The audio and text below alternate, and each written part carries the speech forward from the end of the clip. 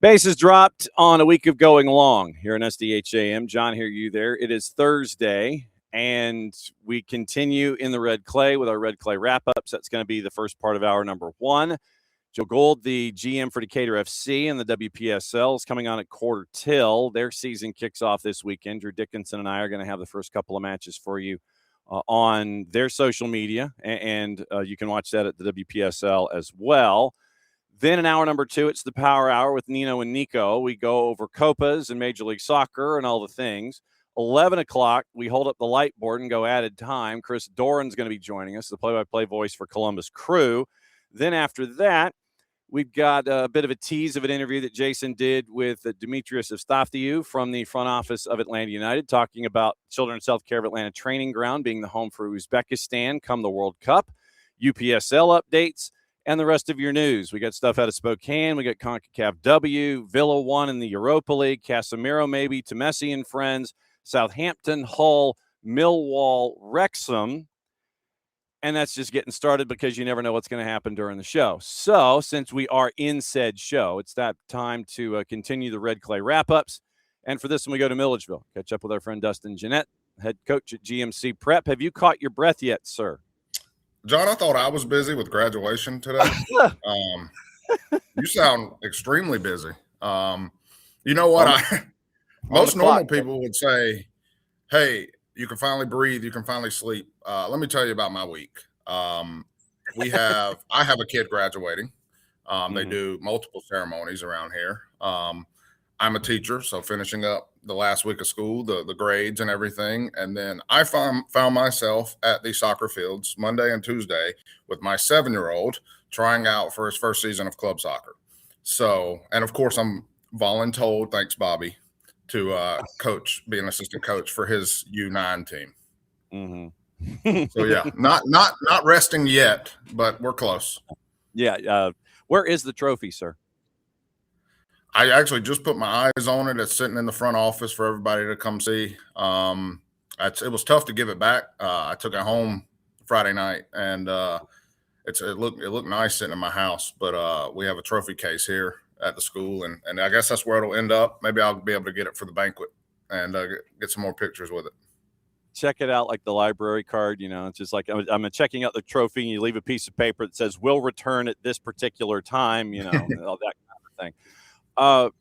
What was when you look back at the game in and of itself, we all know that it was a really interesting contrast of styles between GMC Prep and Atkinson County. Atkinson County likes to run at 78 RPMs, and that's a reference that only a certain demographic can understand. When it comes to it's called a turntable and an album, and you have certain speeds that you can run the album at. This is the highest speed that you can run an album at when it's on a turntable, for those of you that may not have them. Yes, turntable vinyl albums. They are making a comeback. Atco thrives in chaos, and it's basically trying to grab a comet by the tail or, you know, water in an open hand. But I thought that your defense, being what it was and as disciplined as it is, made sure that chaos only reached a certain point, and then it was kind of like banging on a door or a wall, and they weren't able to get through it. What were you seeing from the touchline? I think that's a good way to put it.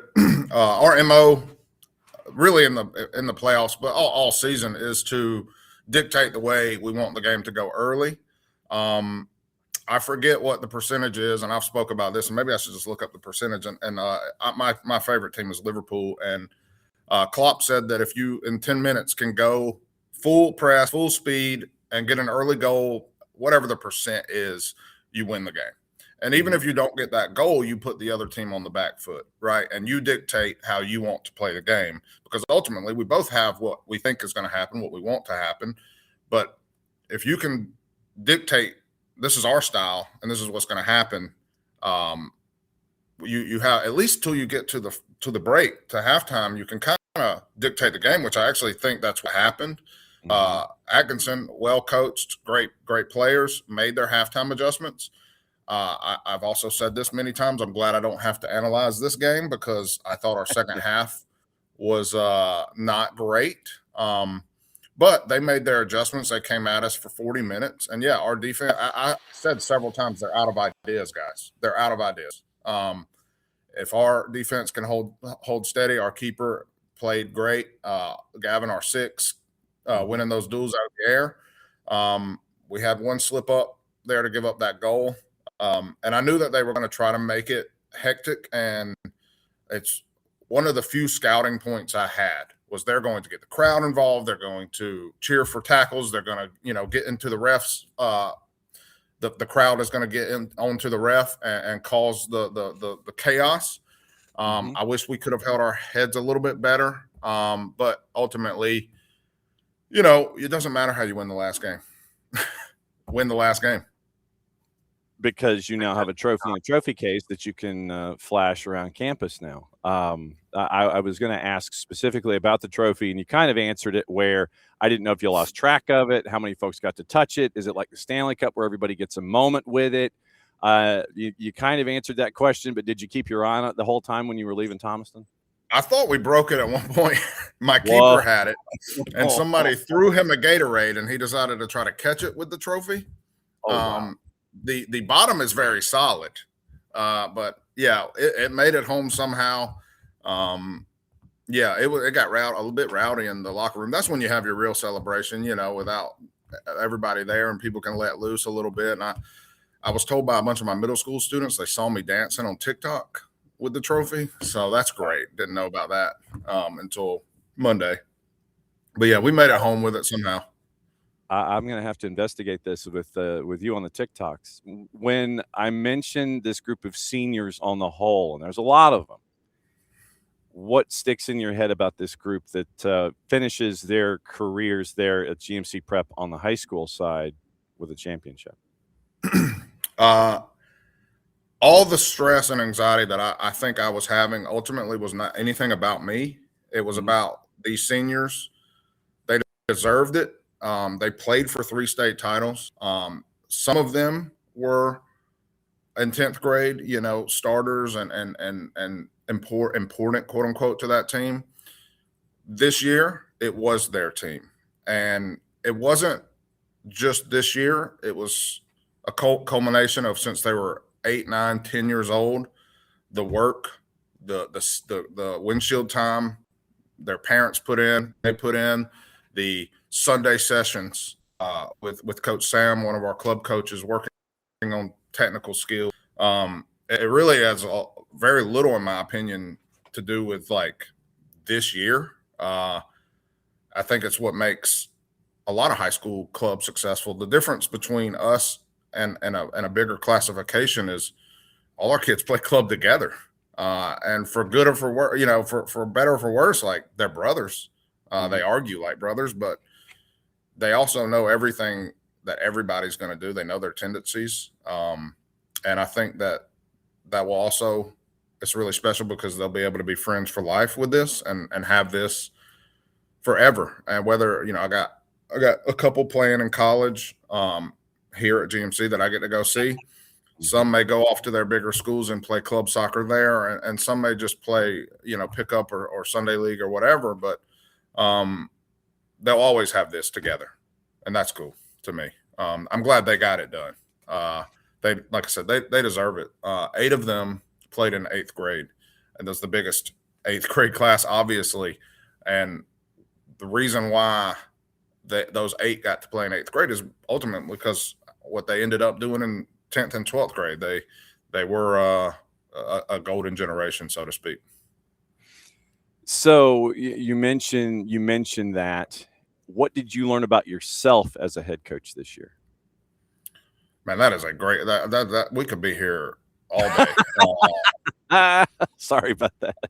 No, it's weird. Very rarely, I'm sure, do you get thrown to the fire like I did this year. The pressure that people accidentally put on me And I know they meant well about, man, you're going to win a state title in your first year, man. Like, just keep them together, like blah, blah, blah, That's really easy to say in the summertime or September, October, November. But at that Creek Cup, I mean, I left there really unsure of myself. I remember. Ultimately, we lost 2 games. Islands dominated the 3A state title. Tallulah looks like they have a really good chance to win their classification in GIA. That was the start of me learning, right? That was the start of learning how to lose and how to recover and how to fix mistakes, and go into penalties with a couple of these other teams that we may or may not have should have went to penalties with, but getting those wins helped me deal with that kind of stuff. Into that really hard on myself, really unsure of myself, but learning how to compartmentalize things, writing my thoughts down, talking to those around me, like Bobby, about how did you feel in this situation? Like, it was all just an experience for me, which is crazy to think about that. Like, I got to the pinnacle this early, but it was an experience that next time around, like, I'm not going to say that I won't be stressed, obviously. And that's one thing Bobby told me. He coached high school for 14 years, won 3 state titles. And he's like, still didn't sleep on the 14th year, like, you still don't sleep much. You still go through every little detail, but like, will that be a little bit easier? And my other, we don't call him, we're not assistant head coach. We're both co-coaches, because we both work for the school. We're both just as qualified, but Coach Brent, he was first year too. He coached middle school last year. And, one of his comments is, I did not know this meant this much, and for us to just go through this together, and just, I don't know, just everything was so new to both of us. At least I was an assistant coach. He was fresh. Your middle school season ends and you just get to go to the playoff games. So yeah, it was a huge learning experience. Going through preseason, I mean, there's so much, man. There's so much. Like, what preseason looked like this year? What would I change? What did the practices look like? Stuff logistical, like uniform, like, it's just crazy. Everything was so new. So when you look back at this, what is the most important thing in your mind about high school soccer in the state of Georgia? What it means to the kids that play it. That's it. Like, you and I spoke for 30 seconds before we started. These kids can go play the highest level of club soccer. They can be told that they're great. They're the next this. They're the next that. And I hope they are. I really hope that they are. But the amount of just Instagram posts I've been seeing my friends post, and then the teammates are commenting on each other's stuff and how much I'm going to miss you and how fun this was. And you walk through the school. Yesterday, I was at a graduation ceremony, and the amount of people that stopped me, that whether I knew that they were watching or not. And I'm just imagining what the kids are going through. Like, all their peers get to tell them how cool that is, and they get to show up to school the next day and everybody tell you congratulations. I love club soccer. It's a huge part of why all these high school teams are successful, I believe. But what kids telling them, hey, good job on that win in Gainesville, Georgia this weekend, like against blah, blah, blah. You know what I mean? Like, their parents are coming, but we had so many kids come and paint their chest the other day. It's insane. So what it means to the kids is the most special thing. As always, my friend, it's great to catch up with you. And it was really cool for me to be able to call the match with Luke Winstel over at NFHS Network. And, we're going to be knocking on your door sooner than you know it, because it's like, what do you do for an encore, right? And it just continues to roll through. I can't thank you enough for being an ambassador down there for us and letting us into the locker room and the day-to-day, starting with Creek Cup, working all the way through beginning to end. And like I said, It's great to see you. You know we're going to be knocking on your door pretty soon. Continue with your day in proper hydration as a coach and a teacher. We'll see you soon, my friend. It's great to see you. Yes, sir. Thank you. Good to see you. All right, Dustin Jeanette, the head coach at GMC Prep. So we go from one champ to the next. One champ to the next. And for this one, we go to Holy Innocents and catch up with Clayton Schmidt and find out what's going on. How does it feel, sir? Yeah, fantastic. We competed really well, and overall, just like it's not as much like a relief as it's like a feeling of validation. To come through and be able to, especially get a result against someone that had beaten us earlier in the year. So from that perspective, like really validating, self-satisfying, and it's been a fantastic week since then to enjoy and relish and look back on those memories already. Where is the trophy, by the way? It is up in our athletic suite at the high school right now, where since that happened in the span of 24 hours, the boys track and field won a state title. And then we had golf win one. Baseball is in the finals. And I think girls tennis won as well. So it's been a pretty epic run for the school, certainly above and beyond just soccer. Because the reason I ask is because there are always those legends that we hear, whether it's a Stanley Cup final in the National Hockey League, where you get the day with the trophy and you get to kind of do whatever you want. The trophy comes back dinged, but that's part of the allure of the trophy. I didn't know if you got to keep your eye on it the entire time, if players and coaches wandered off with it and you lost track of it and you had to put a GPS device on it to get it back to you. I didn't know what the celebration was like afterwards, and if it was lost track of, or if you had your eyes on it locked in the entire time. No, we babysat him exclusively until we got him back to the school. So there may or may not have been some unwilling participation in the post-match festivities among our staff with the trophy, but it was kept under strict watch the entire time. When you look back at this season, what did you learn about yourself as a coach this year?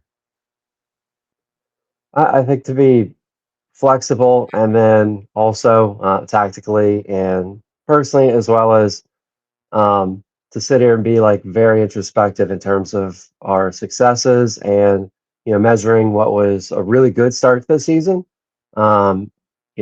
We'd say some hiccups along the way, but learning that, okay, how can I maintain kind of some objectivity here of, all right, we're playing really well, we're creating a ton of chances, like the metrics say we're doing incredibly well, but same time, it didn't quite feel like it was the right formula for us to be successful and be able to lift the trophy in the end. So, from that perspective, it was ensuring that we reviewed, assessed, and then, any idea that we had to try, we would at least explore it as a staff, and then see if it was valid or worth continuing or not. So, but we had to definitely think a lot deeper and revisit things constantly to make sure that, hey, is this really going to work? And is this going to work in April and May when, the season's on the line?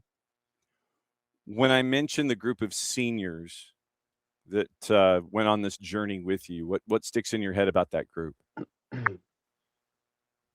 Yeah, I think for each of them, the three seniors that we had all competed at a really high level for club soccer, but it was interesting that they're actually none of them started at Holy Innocents and all matriculated over at various points for their high school career. And for us, it's like it's kind of the same way we'd look at it when you get transfers at the college level. But when you're able to bring in someone that's got different set of experiences and unique traits, that I think that adds to any team or group dynamic in a way that can be really beneficial. That they take for us, the majority of our players still have gone through HI for middle or elementary school, but to be able to add some that came in with other experiences, I think was able to really provide something different. But there's nothing wrong with a homogenous group, certainly, but at the same time, that they brought a lot of different competitive experiences in,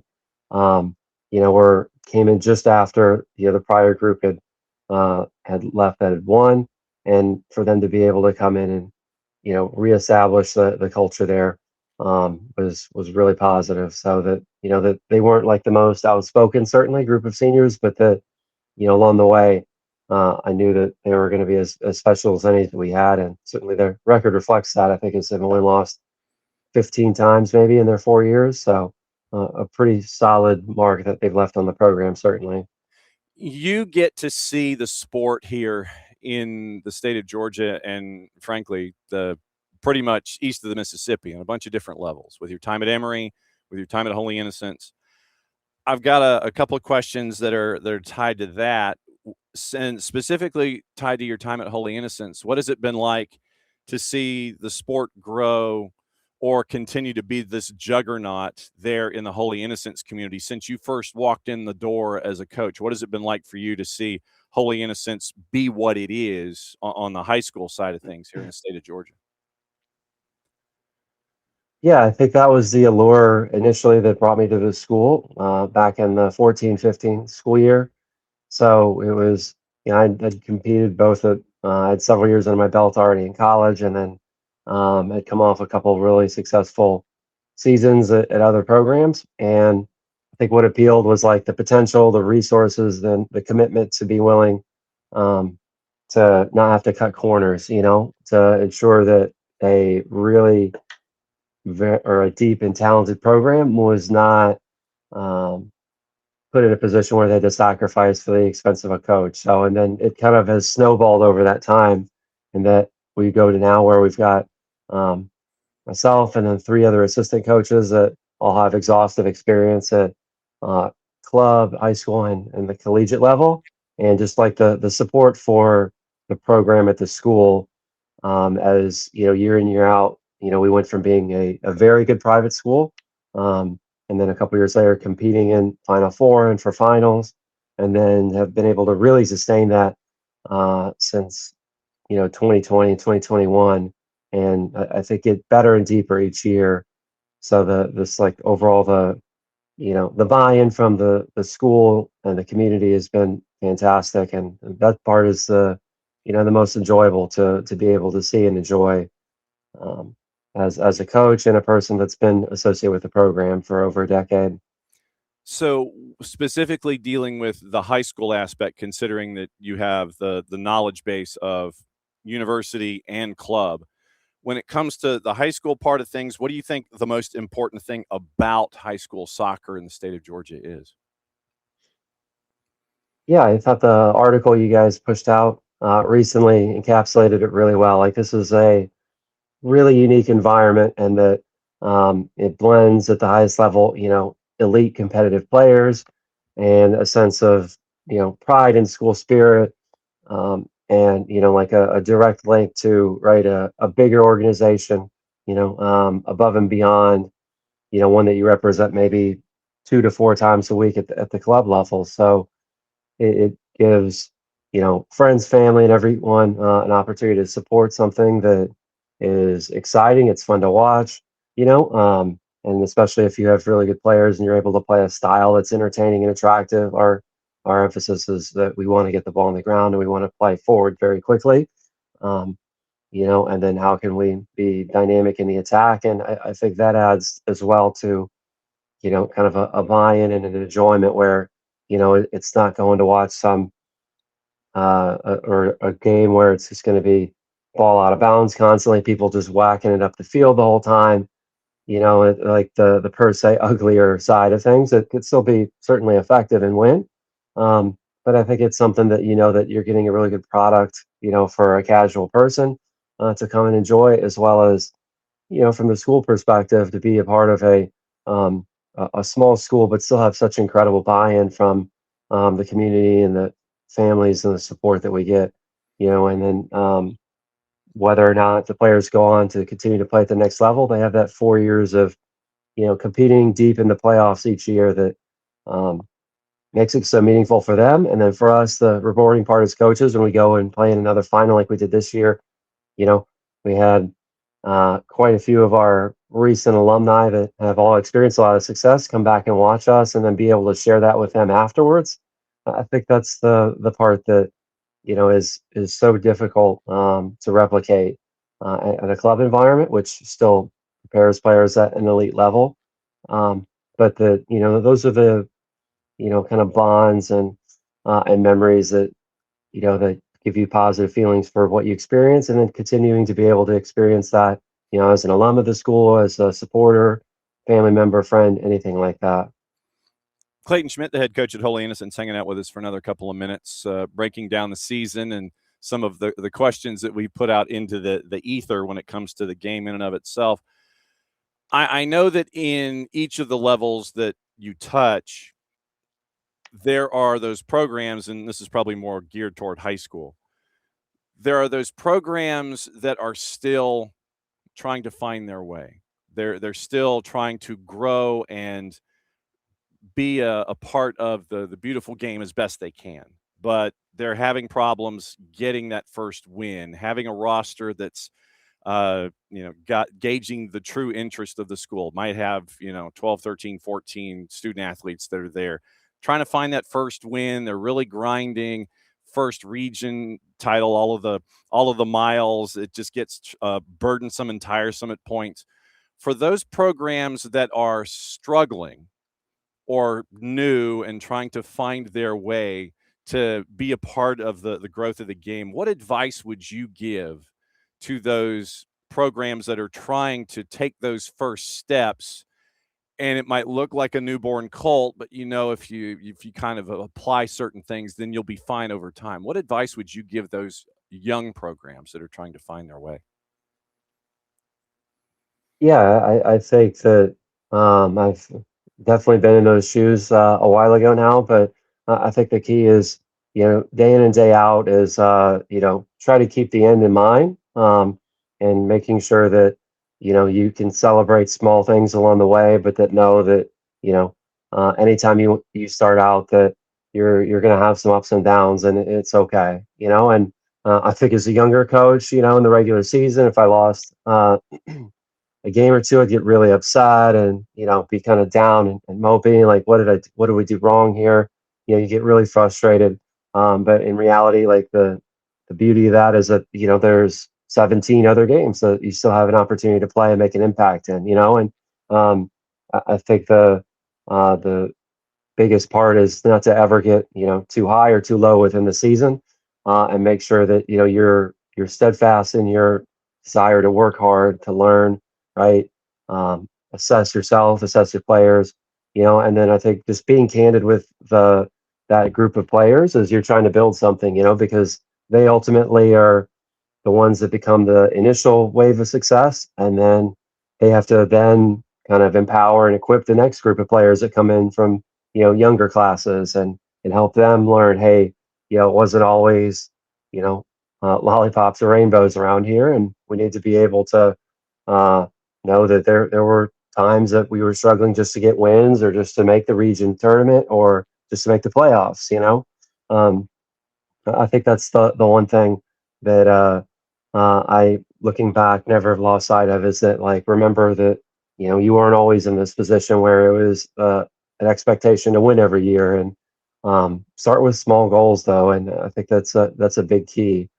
Above and beyond that, I would say is, try to be able to be receptive to what other programs are doing and make connections, network, whether it's locally at other games or nationally at, like, coaches symposiums and conventions.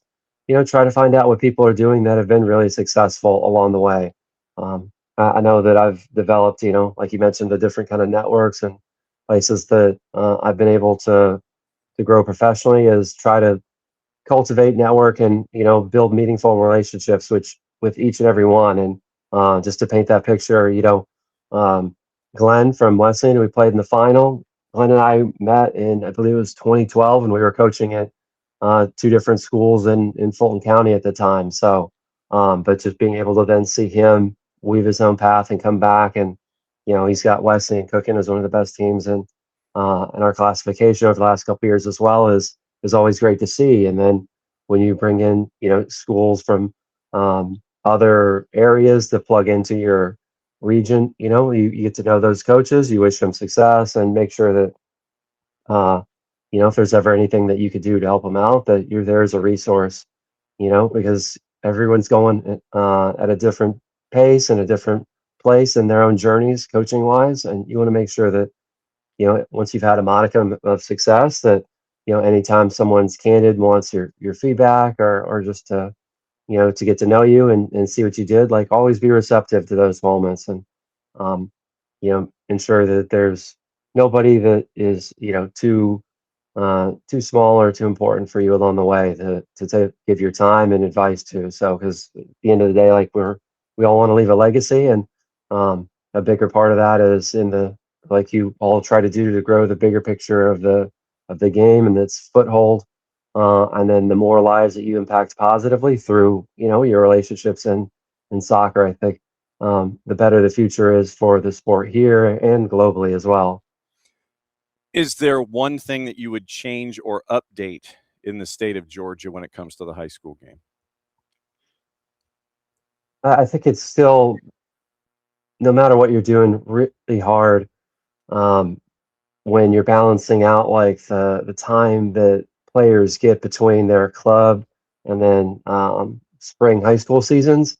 And I think that that there's like a huge rush to get started, with like off-season conditioning programs and um, trying to do fitness after school, and then that coincides usually with the latter part of the club season in the fall and showcases and tournaments, events, league games that are being made up at later dates, um, college ID camps for players that are trying to go kind of in that sandwich period between the semesters, and then just it's really hard and physiologically we see a big toll. And for us this year did a little bit of different prep at the school level to try to help the players that all of them are fortunate enough to play at a meaningful club level, to make sure that we don't overextend them too early, and then trying different training methodologies to prepare in the preseason. When you have a certain number of days to prepare for things, what's the best way to do it without,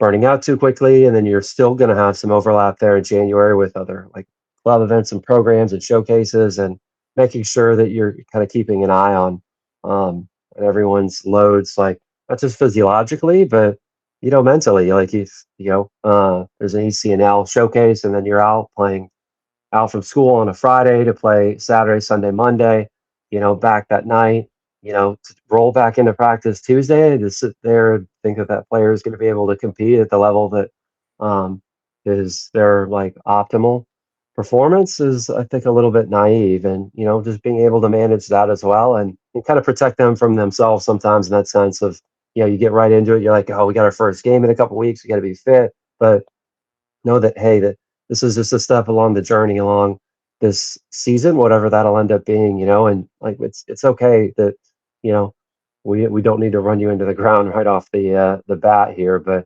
um, there's never going to be a perfect system or solution. I think that the GHSA has at least listened to trying to find a better way to balance the calendar, and started a little bit later this year than they had in years past. So that I think is a good positive step. Um, but I think across the board, we just want to find a way to balance these two calendars. And unfortunately, as we see with different club entities or, different entities within the NCAA, and then in high school, it's going to come down to, administratively, what makes the most sense to the people in power.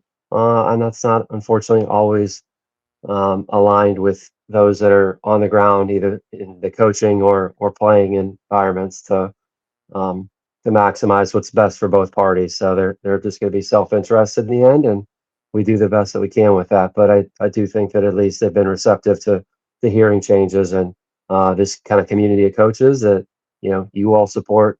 We're in a good place to be able to bounce things off each other and find ways to balance out those early season conflicts as best as we can.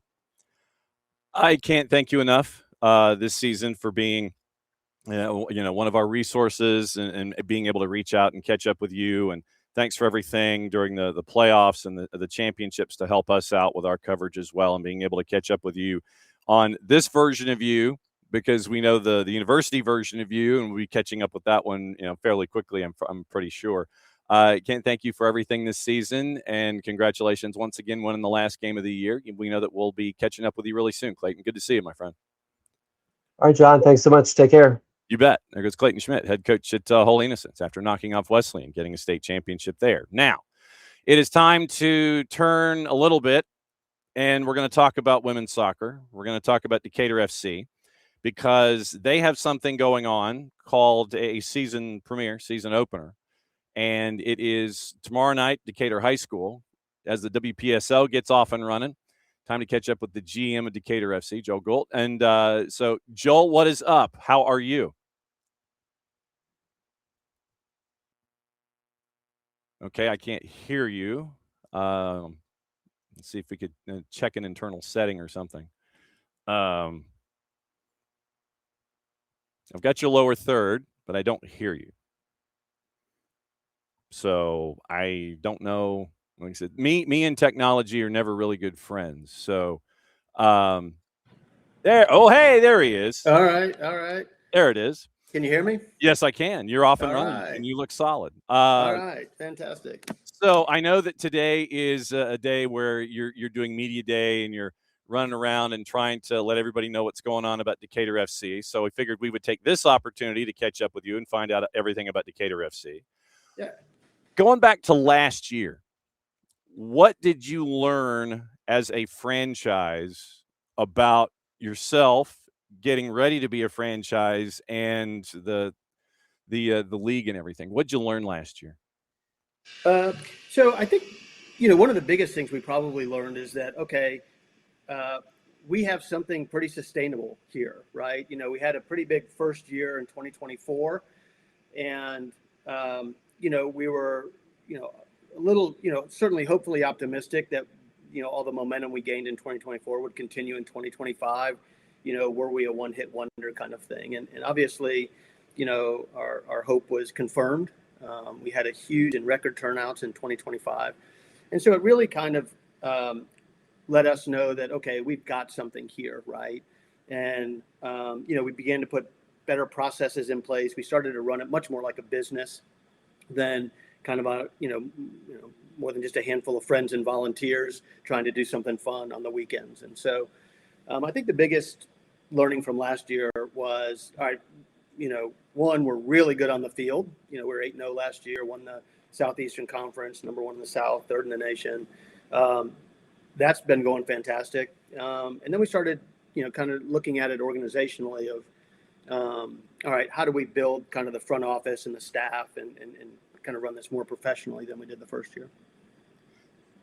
Then I guess leaving 25, how much time did you give yourself to breathe before you started planning on 26? Or was it like a day and a half? You sit there and go, nope, we got a thing. We got to go. We got a boogie here. How much learning time did you give yourself to plan and start planning for 26, which starts on the field tomorrow? Yeah. So I think it was, we did kind of initial debriefs for the next few weeks of, what did we do? How did it work? What can we apply next year? And, so we collected all that data. I mean, kind of the underside of these kind of leagues is, it's really hard to employ staff from a 12-month perspective, right? Just by nature of kind of the way the league is set up. And so, I maintained throughout the year and kind of built relationships with organizations and sponsorships and kind of did some of the planning as we went forward. And then we really get, this year we kind of had staff from March, April, May, and June, right? And so, but, it's a little bit of repeat and play, but also added, how can we do better? How can we build it bigger? How can we reach more people, better fan engagement, all of those kind of things we're always looking at. When it comes to the WPSL, for someone who hasn't jumped in to see the product, how would you sit there and say, outside of what Decatur does, on the field, which is gangbusters, and if you go to a game at Decatur FC, basically you better go early because you got to find a place to park, and that's a good problem to have, right, in downtown Decatur. How would you describe what sets the WPSL apart and at the same time makes it a part of a very successful ecosystem when it comes to soccer here in the U.S.? So, the WPSL is growing. I mean, it's the oldest women's league in the country. There's 160 teams now. They are working very, very hard as an organization to not remain in kind of the tier 4 status. I think by 2028, we will see WPSL Pro in either tier 2 or tier 3. I think they're working with US Soccer right now to figure that out. WPSL is doing everything they can to kind of complete that path on the women's soccer side. Right now you kind of, you leave college and you're either going to have to go to NWSL or USLS or go internationally, right? There's nothing much between that. And so the WPSL is working really hard to kind of help that path, right? And so is US Soccer. Everybody is. And so I think that's part of what sets the WPSL aside from other leagues that are happening. I think from our perspective, we're just super lucky that we live in the city of Decatur, right? And there's such a soccer craziness here, such a super high soccer intelligence. And I think that's what draws our fans to our game. The soccer on the field is great soccer. We do a lot of stuff around the event, from, tailgating on the square to marches to the stadium. We put a lot of time and effort of, if I'm being completely honest, how do we replicate what Atlanta United does from a fan perspective, right? Mm-hmm. Being welcomed into the stadium. How do we, live national anthem, opening ceremonies, certainly, you and Drew on our live stream broadcast. I mean, all of this kind of, helps us kind of create this excitement around the women's soccer in Decatur. When you look at how things have grown and evolved, and you look at where Decatur FC is right now, has there been anything that has surprised you and the front office when it comes to either assembly of the franchise on the whole, getting the talent to come in so you can be that top team that is chasing after championships? Has there been something that either surprised you in a good way or a bad way? Was there a wake-up call along the way of, we got to really buckle down and do A, B, C, D, or E here so we can be as successful as we want? Have there been surprises, either good, bad, or both?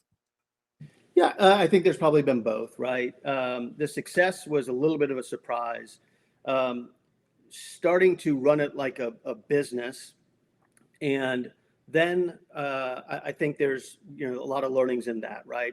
So much of the first year was handshakes and thank yous, and we appreciate that. The second year we started getting into, all right, we should probably have an agreement with that sponsor, or we should probably have something more than a handshake from the athletic director or the superintendent of the school system and things like that. So we really spent a lot of time doing that. In the third year, it's just non-negotiable. All those things are in place, as we look kind of at the future and, what we want to do in the future. I think one of the hardest parts is when you talk to people in Decatur, there's so much excitement. Everybody knows about it. And we're starting to branch out a little beyond that. But when you start to get a bigger picture and start to try to get the bigger sponsors or reach out to a bigger fan base, it's hard. We're finding it much harder to get to kind of that big regional or small national sponsorship level. They to some degree, because we're not a professional team, we're still looked at, that's a really neat thing happening, with the girls team in Decatur. Yeah. And so, we spent a lot of time reaching out to people, a lot of time building the story around who we are and trying to convince them that, right now, I think we're second in attendance for all women's professional sports in Georgia, just behind the Dream on an average home game attendance basis, which is huge. And so trying to get that message through to bigger sponsors and bigger activations has been tougher than I would have anticipated. And you're doing this with a target on your back on the field. Mm-hmm. How hard is it to keep the talent that you've assembled and found? And it's like, yeah, we want you to come back. And then, hey, this opportunity's over here. This opportunity's over here. Other teams from the WPSL might be sitting there going, ooh, we like that player. That might fit over here. Now with the reputation that you've set, it might be, as I would imagine, it's that much more difficult to find/retain the talent that you've got that got you to where you are. Yeah. So I think from a recruiting perspective, one of the best things we have is, all of our players have such a great experience, have had such a great experience with us that they go back to their colleges and they say, just played in front of 2,000 people. We signed autographs for 45 minutes after the game. We were treated very well. Coaching was fantastic. Athletic training was fantastic. Anything we needed, we were providing for them. And so their players are like, wow, that sounds great. I want to do that. Right. So, a lot of our players do our heavy lifting in recruiting. Obvious Coach Campbell and the players that play for him at GSA is a huge part of this. We right now, John, we have 5 generations of soccer players playing on Decatur FC on this team for Decatur FC. So 5 generations of Georgia soccer players from 2003s to 2008s. And it's amazing. We have 14 returners. We have 3 graduating seniors who are coming back to play for us this summer. One of them who's got some great news we're going to share in the coming weeks, I think. And so we're getting the talent back, and we're getting people reaching out to us all the time. We're even getting a handful of players from some of the other teams in the local area who will now come and play for us. What I will tell you, though, what's happened in the past 2 years, and we're seeing it across all of our teams, Georgia Impact, AFU, UFA, we are raising the bar and they are meeting it. I mean, the players that they're getting right now are big time players as well. And so there's going to be some great competition this summer. And I'll show you the best example of that. When we went to put schedules together this season, because some of our conference realignment, no one will schedule games, until after June, because everybody, if you lose once, you're probably not going to win the conference championship. And so everyone's like, we need that extra week and a half for practice. And so, everybody is really focused on winning in a high level of competition. So it's fantastic. It's good for everybody. It's good for us. It's good for the league and for the fans. What is is there such a thing as a WPSL owners front office meeting, or is it kind of virtual, or how does that work? So we meet we actually met in Dallas this year. Typically it's been in Oklahoma where the league headquarters is. Okay. And we meet once a year. We talk about from a league perspective of, learnings from other teams. How can we do this better? How can we all do this kind of new guidelines and things like that. We talk about a lot about what's happening in the NCAA and how that impacts our league towards the end of the season. And then we all sit, it's kind of old school. We all literally sit around a table with pens and papers and create a schedule. All the teams sit at one table and you kind of knock it out, and that's how it goes. So. Is it literally like 100? Well, it might not be 160 considering your region and everything, but when you have your all hands on deck, is it literally like 160 people in a room or in a conference center and sharing ideas or anything like that? How big are we talking here? Oh, I mean, it's more than 160. I mean, it's got to be 200 or 300 folks, and, wow. And I mean, look, they do an incredible job. The WPSL, I mean, they just understand women's soccer and building this league. We have great speakers from U.S. Soccer coming in, talking about what's happening in U.S. Soccer, what they're doing to build a better path for women's soccer. It's fantastic. I mean, the leadership of the WPSL is fantastic. Because the reason I ask is I didn't know what the sharing of ideas was like. Obviously, in this particular footprint where you have all of these teams chasing after championships, and that is the stated goal, is that you are going to, knock each other around and prove that this is one of the toughest regions in the country. I didn't know if there was still, sharing of ideas outside of this footprint with the other owners and things like that to go, well, so you're successful here. What are you doing? I didn't know how deep those conversations went outside the Southeastern United States. That's why I was asking. Yeah, no, they definitely do within the WPSL, but I'll even take it out of the confines of that. I mean, I spend a lot of my days reaching out to other teams who what I feel are 2 or 3 years ahead of us in the cycle, John. Like, talking to their GMs, tell me what I don't know. Tell me what you wish you knew 2 years ago. So, I'm trying to lower that learning curve and for our team and our staff. And everybody has been fantastic. I've never met anybody, to be honest with you, that I've asked a question to and said, yeah, that's our secret sauce. I'm not telling you. And we try to replicate that with anybody that reaches out to us. And what I would say is specifically in the Southeast Conference, it doesn't matter what team. like we all want this to be big, and we can have those conversations offline and phone calls and emails, and then really save, kind of the competition for the field and things like that. Everybody knows if we can get better soccer and better, more fans of the game, it's good for everybody. All right, lay out game day for me, because it's going to be everything that we've been discussing. It is going to be from O'Sullivan's. Everybody marches downhill. Hopefully you might have parked downhill, because after the match and you've got to go back uphill to where you parked. That man is a quarter mile that, after a hot match and you being a fan out there, that walk back up toward the courthouse, that can get to you. Lay it out for everybody where it comes to Decatur FC and what game day is going to be like tomorrow. Yeah, so we're excited, and we're equally optimistic that all the rain will hold off for us. We're going to have an incredible game against Tennessee United. So we'll start on this.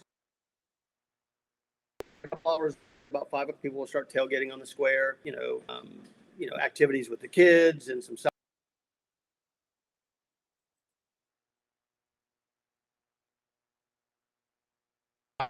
And then right around.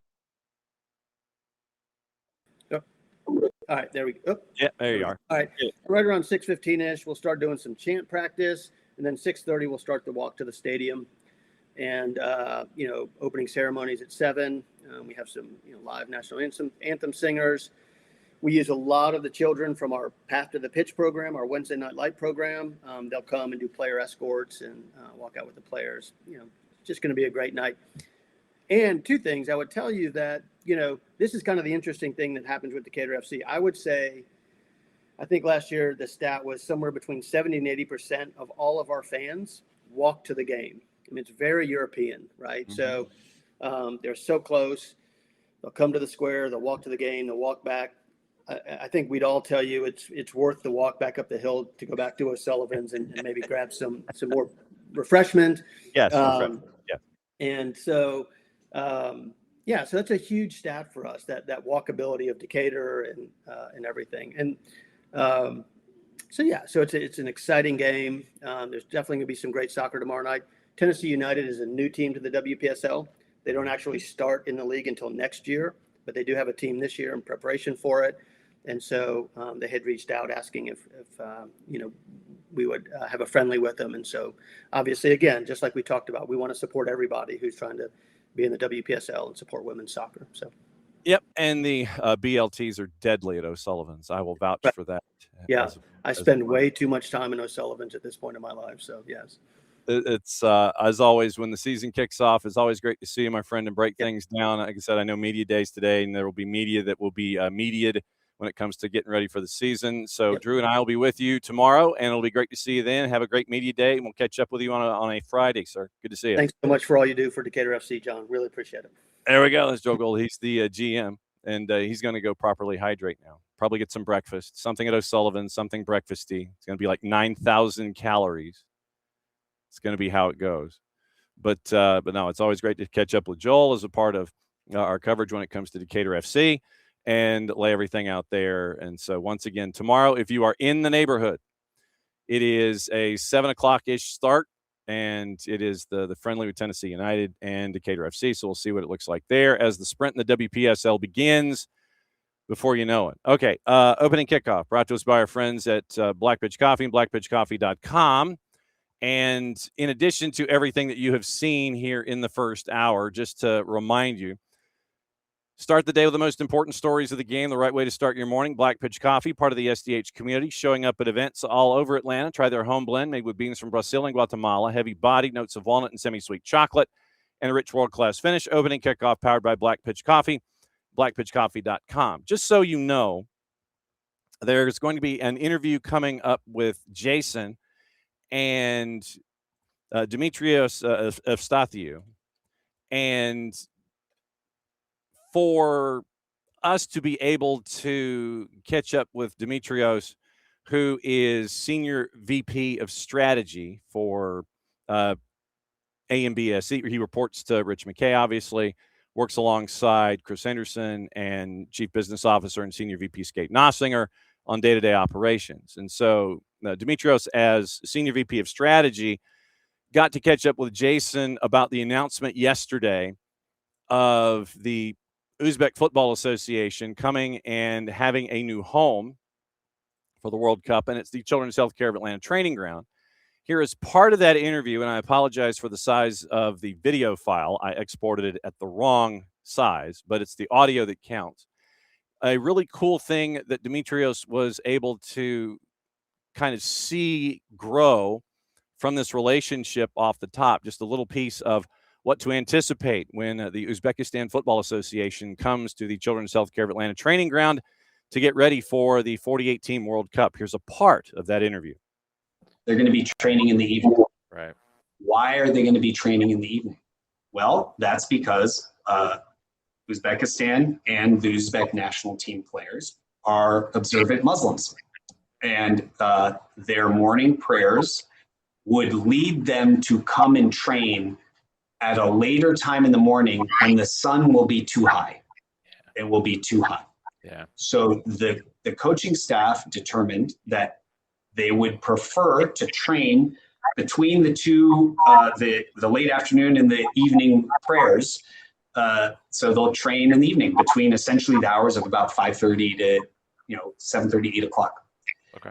And that is something that as a member of the Atlanta community and just as a human, I find really cool that the sport can bring two totally different cultures to play the same sport, but the way they engage with the sport, they're all professional footballers, but the way they engage with the sport is specific to their culture.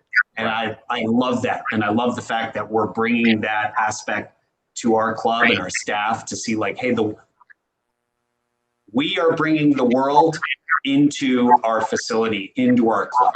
It's awesome. And Jason's interview with Dimitrios Eustathiou is going to be posted fairly soon. I believe it's being posted today. If not today, then fairly shortly thereafter. And it was a really cool conversation with the senior VP of strategy for Atlanta United. And obviously, once again, reporting to Rich McKay and working alongside Chris Henderson and Skate Nossinger.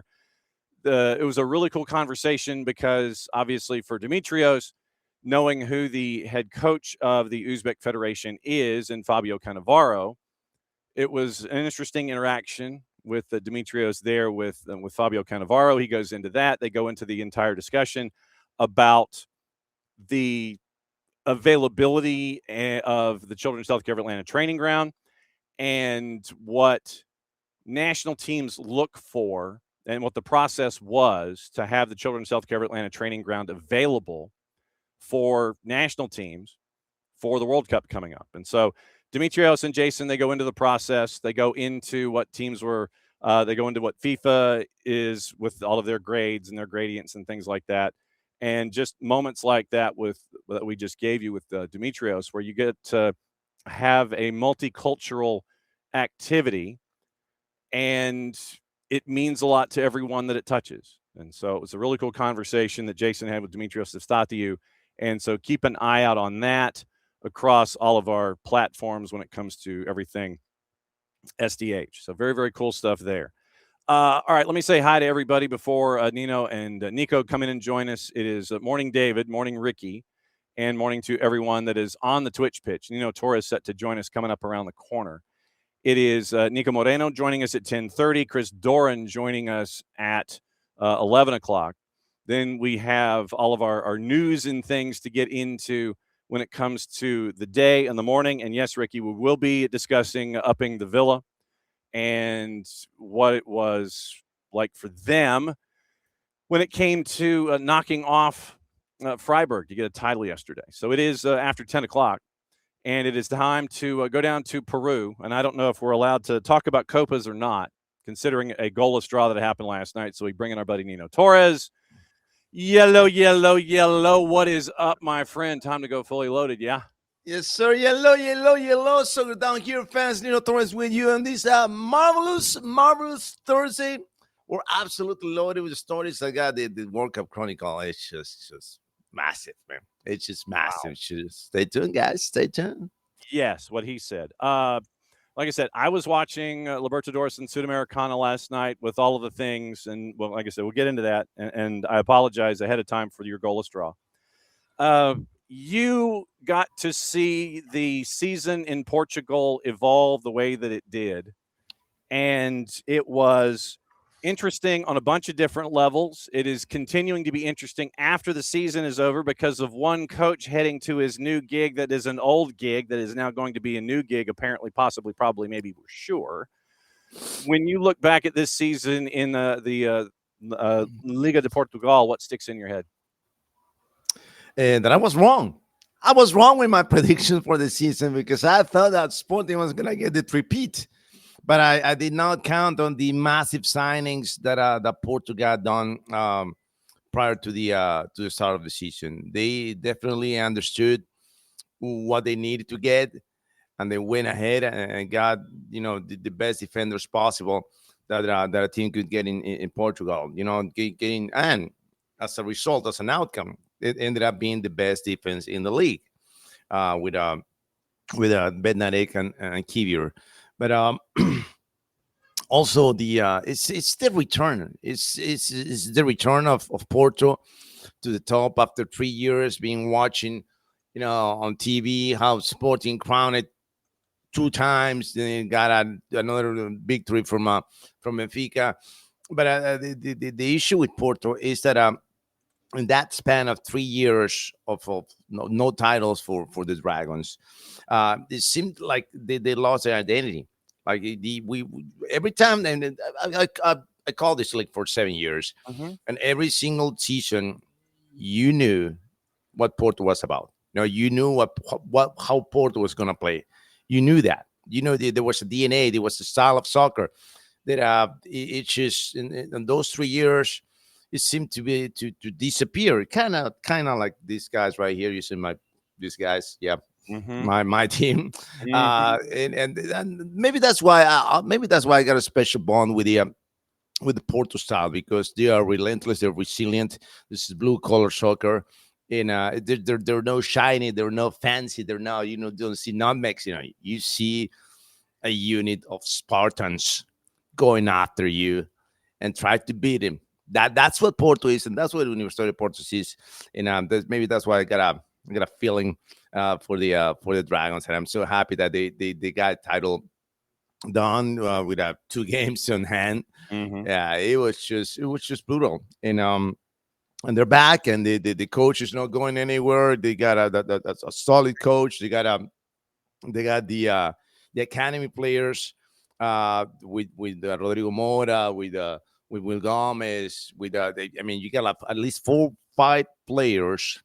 They're coming from the academy for next season in Portugal, and I just watch Porto next season too, guys, because Porto is just gonna get better for now. They are just gonna get better. That's it. Okay, I have stumbled across in my searches a Liga Portugal team of the season. I have 11 dudes that are right. Go ahead. Tell me how many Porto guys are in defense. Well, Diogo Costa in net. Yeah. Bednarek at center back. Froholt in the midfield. Yes. And so that would be that is one version. So it was 3 of the 11 are Porto. You have Lorazabal from Casapia at right back. You've got Gonzalo Inacio from Sporting, along with Maxi Arujo and Morten Hjulmand in center backs in midfield. You've got Gustavo Sá from Famalicão in the midfield. Gustavito Sá, I like him, man. I like him a lot. Salazar from Braga as your attacking mid. Who, by the way, was signed by Sporting right away. As soon as the season ended, they got Salazar, and there was a massive signing for Sporting. Winger Sheldrup from Benfica, and at striker Luis Suarez from Sporting. That's the thing, right? You go up on this best 11, and you did not find any single player from Porto playing on top, and that's just the remarkable part also from Porto because they lost their striker, they lost Samu, then they lost Luke de Jong, And then we're playing with Dennis Gould, who only scored 5 goals in the season. 5 goals this season. All right. And yet they won the title without the power of the strikers. Because the goals were coming from Froholt, coming from Alberto Costa, coming from Bednarek, from Kivior, from everyone, from everywhere. It was just a solid unit that you can get snipers from every single side of the pitch, not just relying on your strikers, because they knew that they lost the starting striker, the backup striker, and the third guy. Yeah, okay, we're gonna play with you maybe a little bit better too, which is gonna rely on goals coming from someone else, not just from Dennis Gould. By the way, that probably he's not gonna be staying with Porto for another season. Topic number 2: Alejandro Dominguez or Alejandro Soprano? Please explain yourself, sir. You heard the story? No, I have not. That's why I'm like, okay, please explain yourself. So, remember a few years back when the FBI, got into a raid and got several FIFA executives because of this corruption scandal, right? Yes, I remember that. So they were, they were talking about lots of millions of dollars. And okay, that was that. They got everybody got in jail. Got to Switzerland, and then got to Blatter because he's still in his small tiny village in Switzerland. He cannot be touched. Oh, this dude. Yeah, go. Keep talking. Yeah, okay. So there was a lot of money involved in this thing, right? And the investigation, kept on going. And in CONMEBOL, they were trying to recover, several $1 million. Several. I don't know. I think it's it was like 50 or something, right? And so CONMEBOL was like, all right, we're gonna take care of these guys. We're gonna help you out, FIFA. We're gonna help you out. All right, we're gonna recover money for you. Okay. A couple of days ago, on the New York Times, I forgot the name of the reporter, came up with this. Alejandro Dominguez is currently being investigated because there were $5 million that they were. Hey, we're missing $5 million here, by the way, Alejandro. Do you know where they're at? No, I don't. I mean, we recovered the money. We recovered those $5 million. Yeah. I just forgot where did I put it. So it's like there's 331,000 that is in play that they haven't quite figured. That's like the reimbursal was to that point. There's like 331,000 that is still in the ether someplace. But take that 350, and there's another 4,700,000 that they're not, and on the books. We got 350 on the books, but we're missing 4,700,000. So I don't know, Alejandro Soprano, or well, how do I call you? I don't know, brother, but World Cup is around the corner, and it's a big issue right now with Alejandro Dominguez. There's a cloud. That guy. And when I saw it, every time that I've seen that guy, it doesn't give me any. I can't pass the crystal of seeing this guy like there's something wrong with you, buddy. I mean, I don't have the proofs or anything. This is just a sense, because I cannot,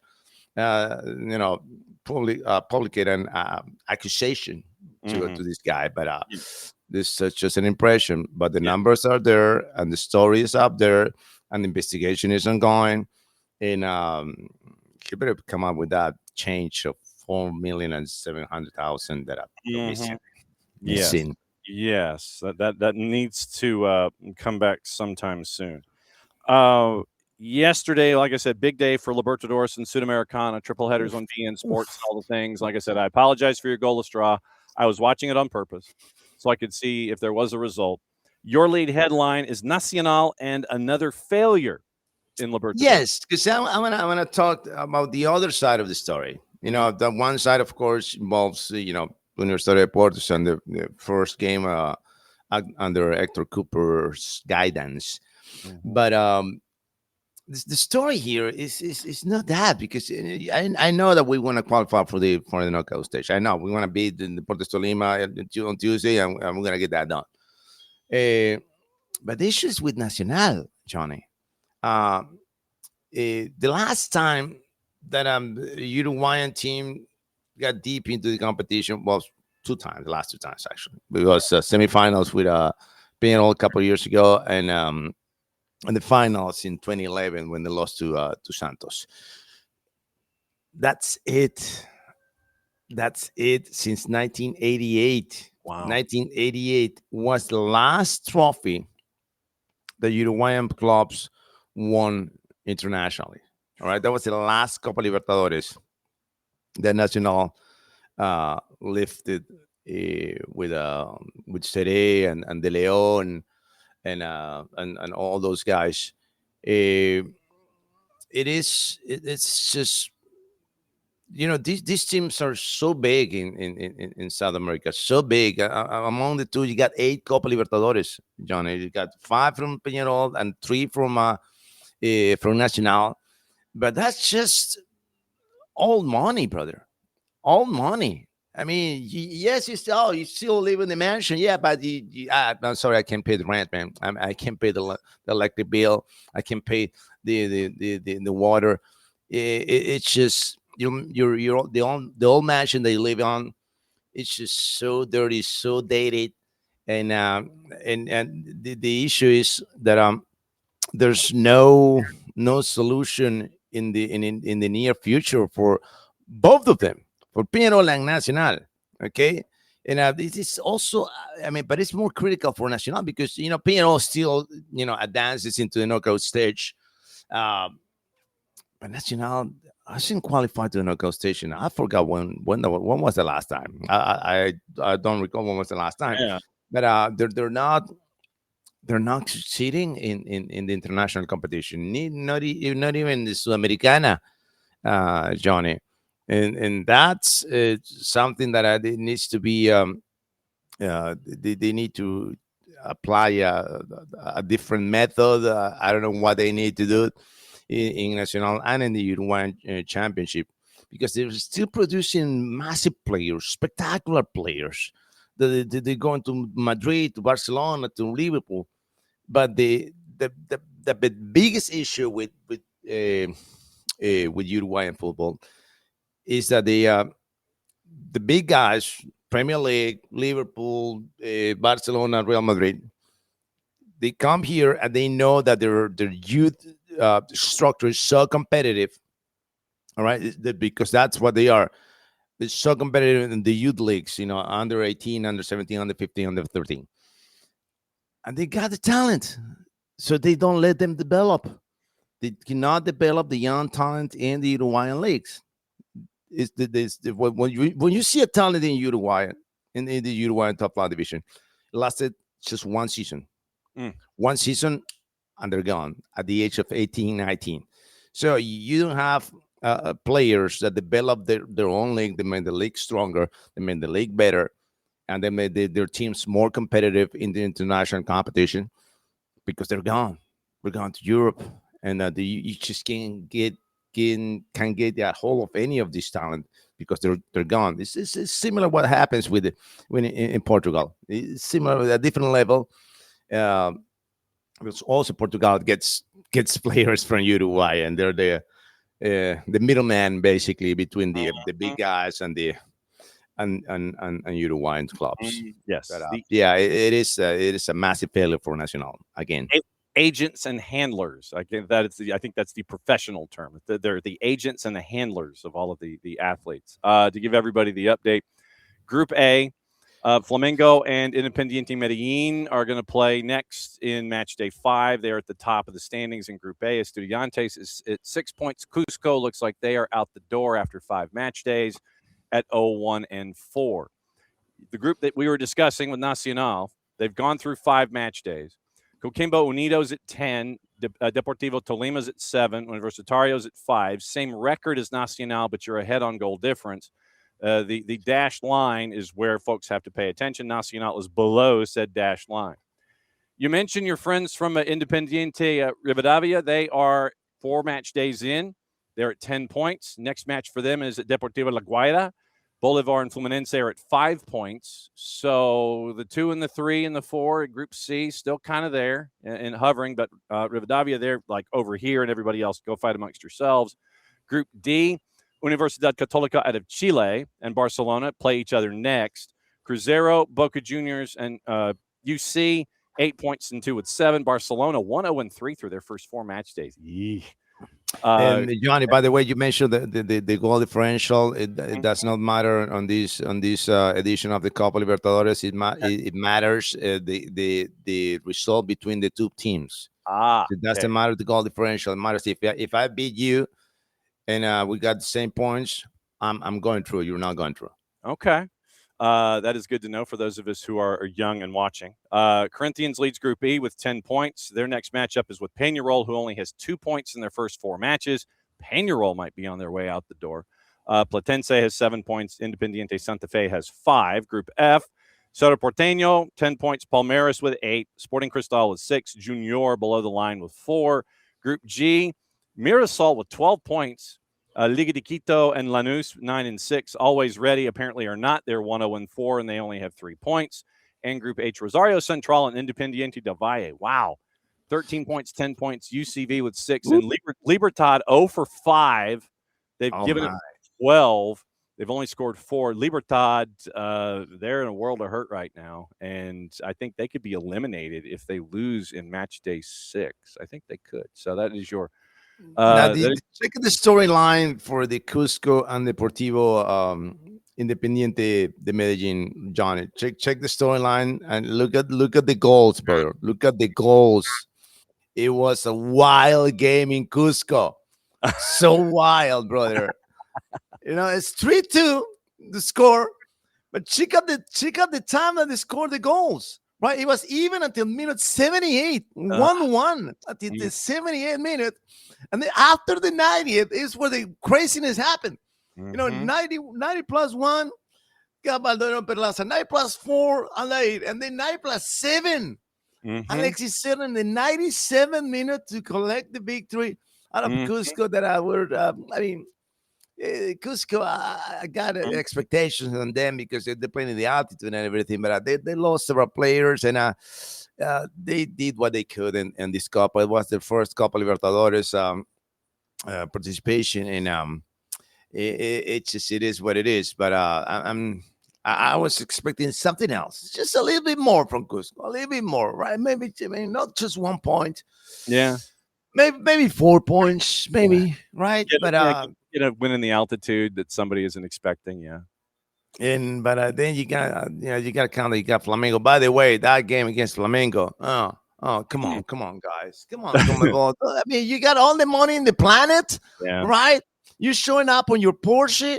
I'm coming out with my Toyota Camry for 1998, and you still want me to what? Yeah. Just steal games. Flamengo doesn't need to get any advantage, brother. They got 250 million roster. You got a 2.5 million roster here. Please don't take away the points for the poor people, man. Come on. And it happened a lot. And I mean, usually in the group stage, the Brazilian teams are kind of like, we're gonna get there. We're gonna go through. So that's just. We lost 1 game. Okay, whatever. We win the next 3 and we advance. So you don't need that, brother. You don't need that. Please, come on. Don't be that obvious, please. I know you want your Brazilians. Your Brazilians are gonna get to the finals anyway. All right, they're gonna get there. Just let the rest of us, the rest of our mortals, right, to get a chance to at least win a couple of games, man, against you. Oh man, because you need to expand it for the TV product. You need to make it more exciting so you get your higher ratings. You can't just be. You want to because not that we would sit there and dictate kind of programming, but you might help your sponsors out a little bit. You might help out your teams a little bit. You might get your viewership up a little bit if you make it a little exciting. I'm not saying that you have to do that, but just I'm saying it, but I'm not saying it. Sometimes games get close all of a sudden. Like you mentioned, the Medellin Cusco match, 90 plus 1, 90 plus 4, 90 plus 7. 3 goals in 6 minutes when it was 1-1 heading into the night. Beautiful, bro. I know, Johnny. I know it's not the topics, but it's related because the University plays against Nacional, right? And I gotta say this. We were discussing the arrival of Hector Cooper to to Universitario. It's probably the most, the best coach I ever touched the Liga Uno since forever. And I mentioned this, and that's exactly what happened with this game against Nacional, because I mentioned the experience of Cooper being a national team manager. It came into place perfectly because they got to play 2 finals in the Copa Libertadores against Nacional, against Tolima, and then you got 2 finals in the Apertura to stay up on the top 4 of the table, so you can have a chance to be in the playoffs by the end of the year. So in a couple of days, there's nothing that a coach could do in order to switch the entire formation, or to switch systems, or to change everything. But you gotta make a few decisions that are gonna make the team better, and that's exactly what we did. He made just a couple of adjustments. Instead of getting 1 center mid, I'm gonna get 2. Instead of getting 3 in the back, I'm gonna play 4 in the back, and that's all he did. Just move a couple of pieces, replace a couple of names, and oh my, we're playing better. Jesus, we're playing better. There's something that it's just, sometimes you need a fresh look, right? A fresh look, because this is not working. This is not working. I'm keep doing that. This is not working. And then someone else, what about you move that piece, bro? Oh, click. Oh, click. Oh, now it's working.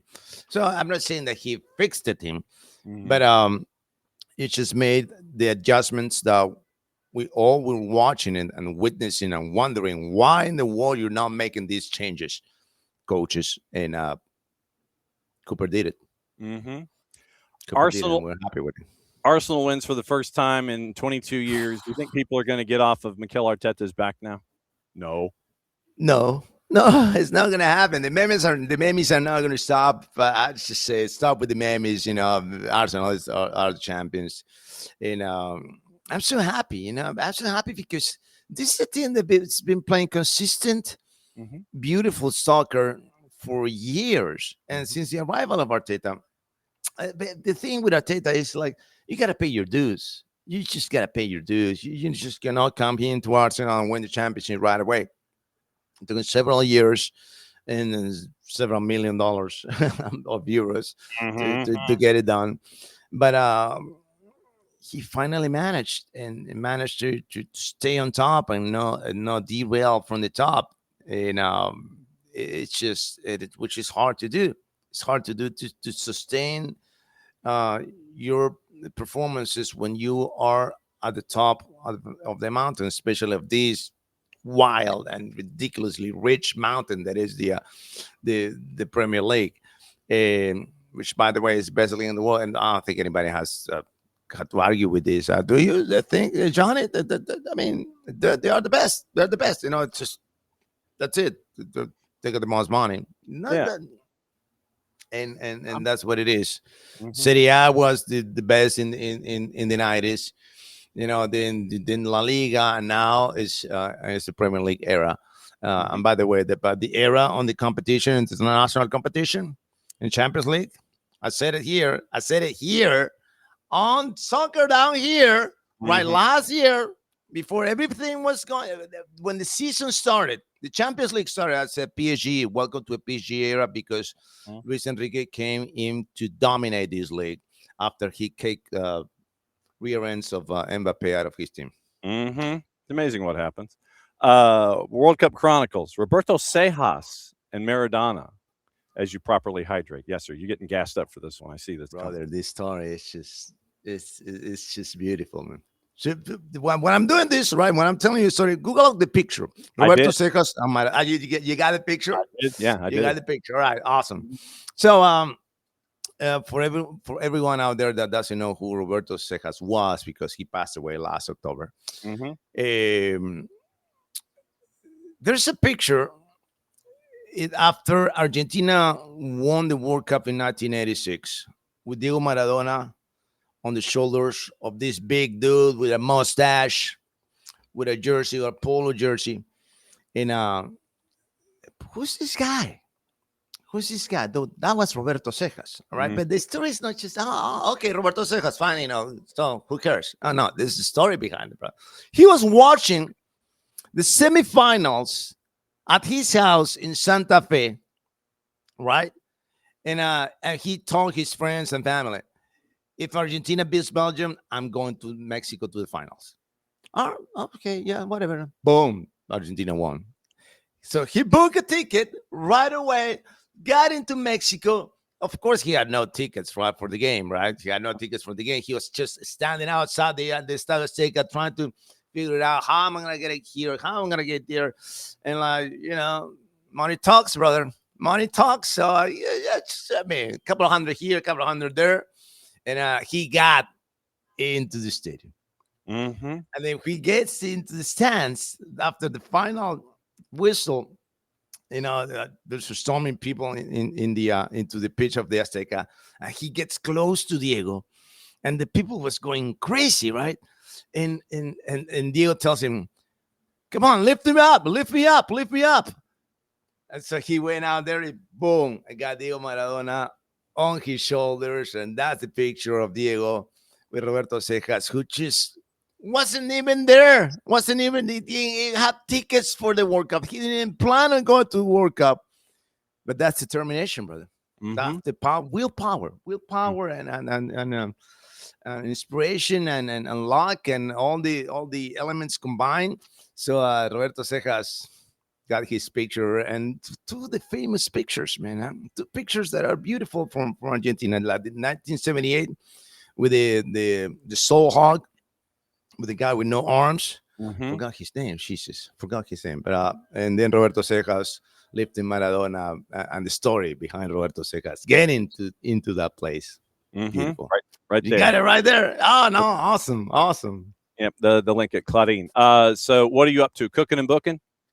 Yes, brother. I got to tell you, I got my first cake for 50 people. I don't know how I'm gonna come. It's gonna be a big cake, brother. This is the first time I'm gonna make a cake. The guy was asking me, "Hey, Nino, can you make we're 50?" I'll figure it out, brother. I'll figure it out. Just I did the math. All right, this is the money. All right, you got it. Yes. All right, let's go for it. All right, I trust you.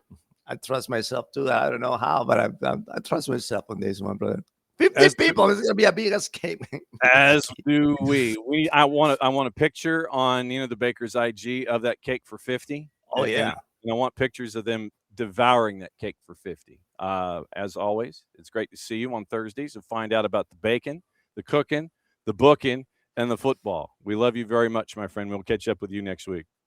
Thank you, Johnny. I'll see you next week, guys. Take care. There he goes, Nino Torres. He is fully loaded, and now he's fully caffeinated, fully bacon, and he's fully Libertadores out.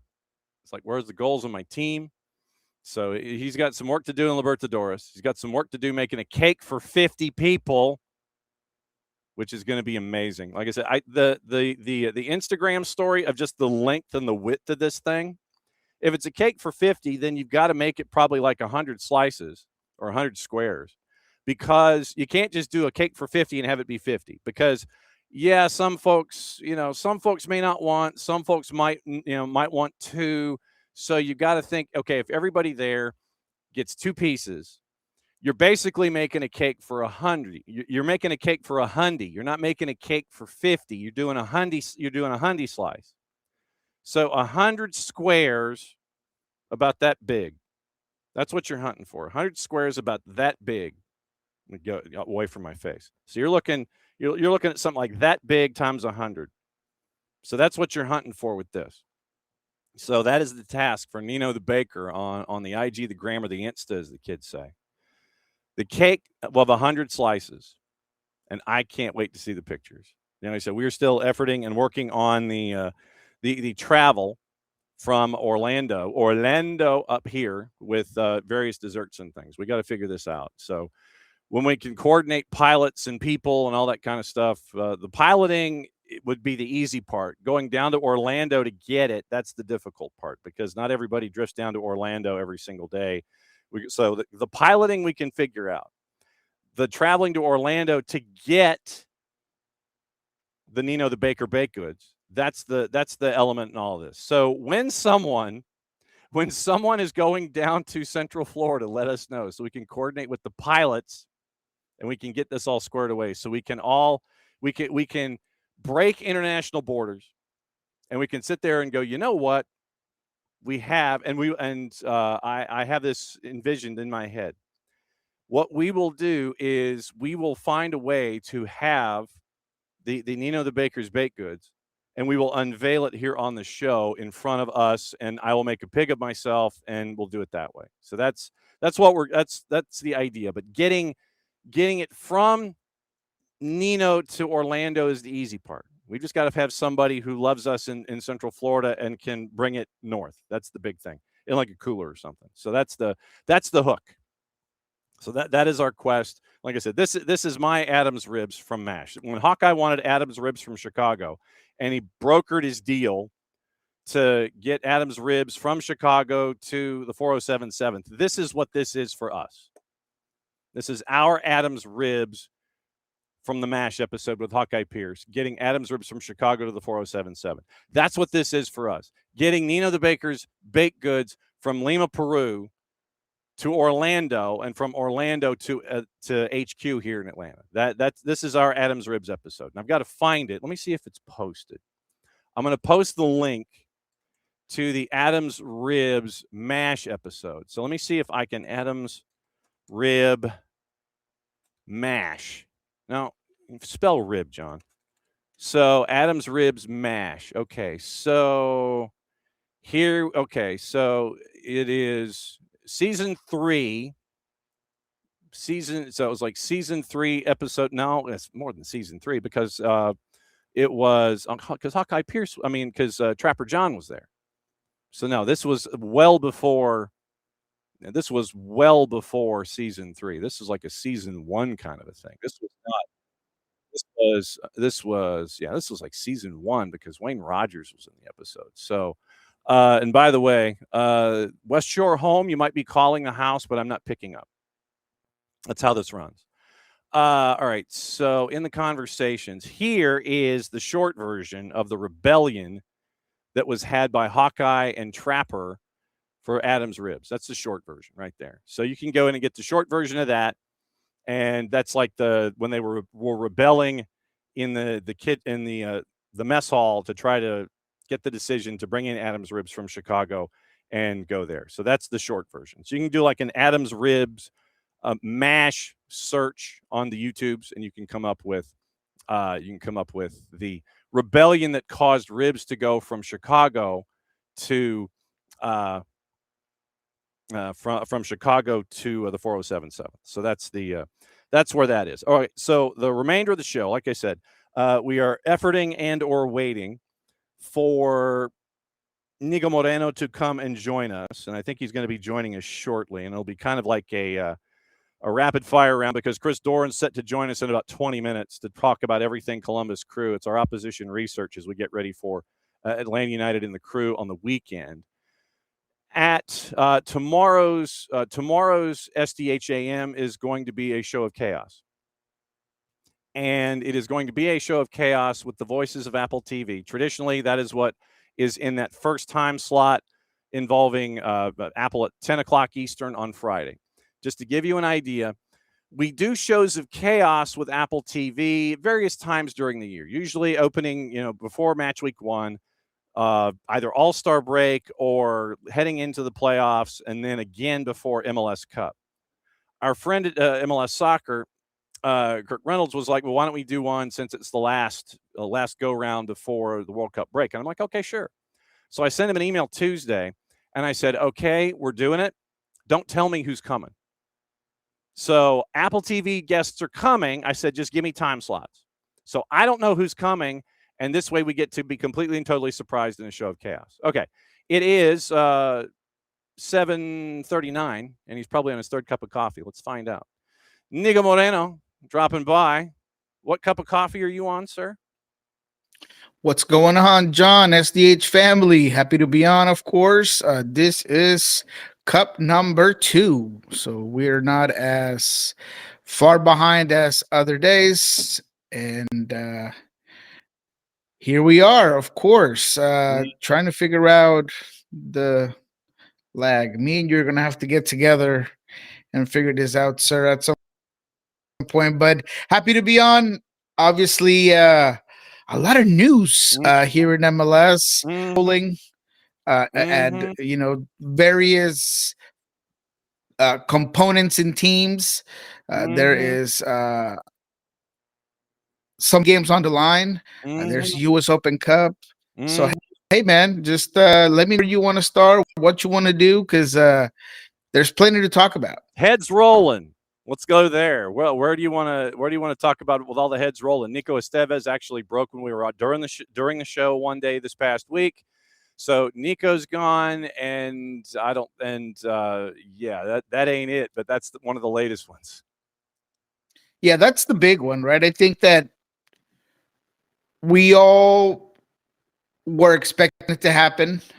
The one that maybe it wasn't on everybody's bingo cards was Rodrigo being let go as well, and I think that's the biggest component for Austin. Yeah, there have been so many wrong decisions made in terms of the roster build, in terms of DPs, using funds, DP money, paying for players. It seems like Austin was always playing over budget, and they're having to sell that player for less money and taking some sort of loss. If anything, you got to give credit to Austin for at least selling players for at least close to the number that they got him for. But that's just not a good way of business, right? So it was a lack of continuity of the roster. It was an inability to.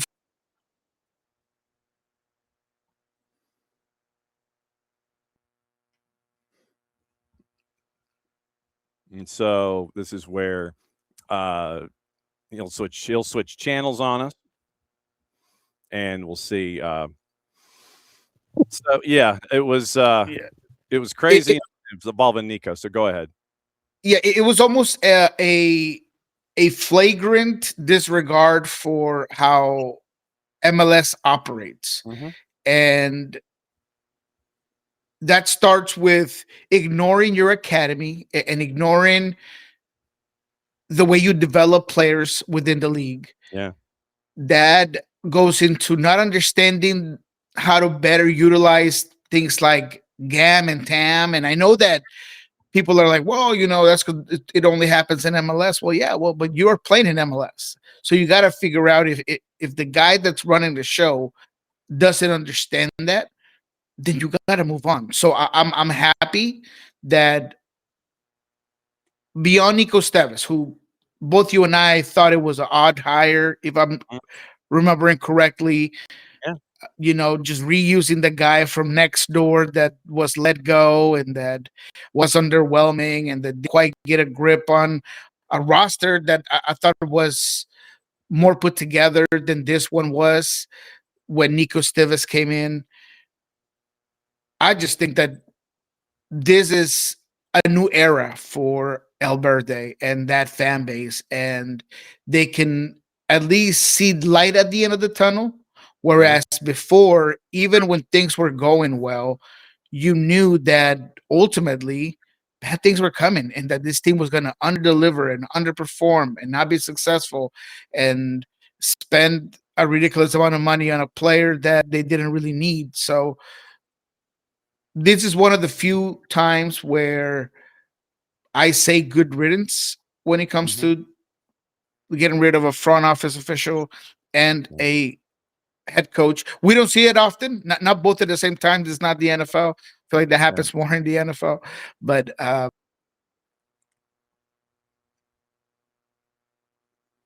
2 for 2. Wow. Okay. That's interesting. So, yeah, we will. There's got to be a setting in there somewhere with his Wi-Fi and cell service and something like that. So this is interesting.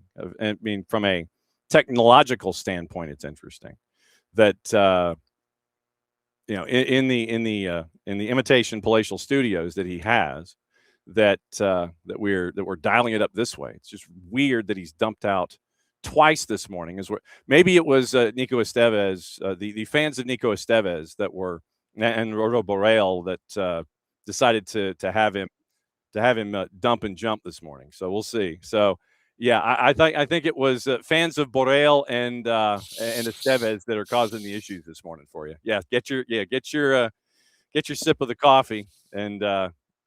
Yeah, it's going to be interesting in Austin. I think Anthony Precourt's basically had enough, and that's why when you lose by 5 in San Diego, and you lose to Sporting, that's kind of like, yeah, I'm done, and you got a lot of work to do, and you're going to hire the firm to bring in the sporting director, to bring in the head coach, and so basically it's just you're wiping it clean if you're Anthony Precourt right now. Yeah. Wow, it was even worse. So this is what happens when we start talking about. This is what happens when we start talking about Austin. I think that Estevez and Borrell were the two that they're watching. But this is one of the things that we're getting into. We're going to get into the Hendrik Rudstrom version of this with Chris Doran coming up in about 15 minutes. And we'll break that down here. So we've got to get into Open Cup. We've got to get into Casemiro. We've got to get into the schedule.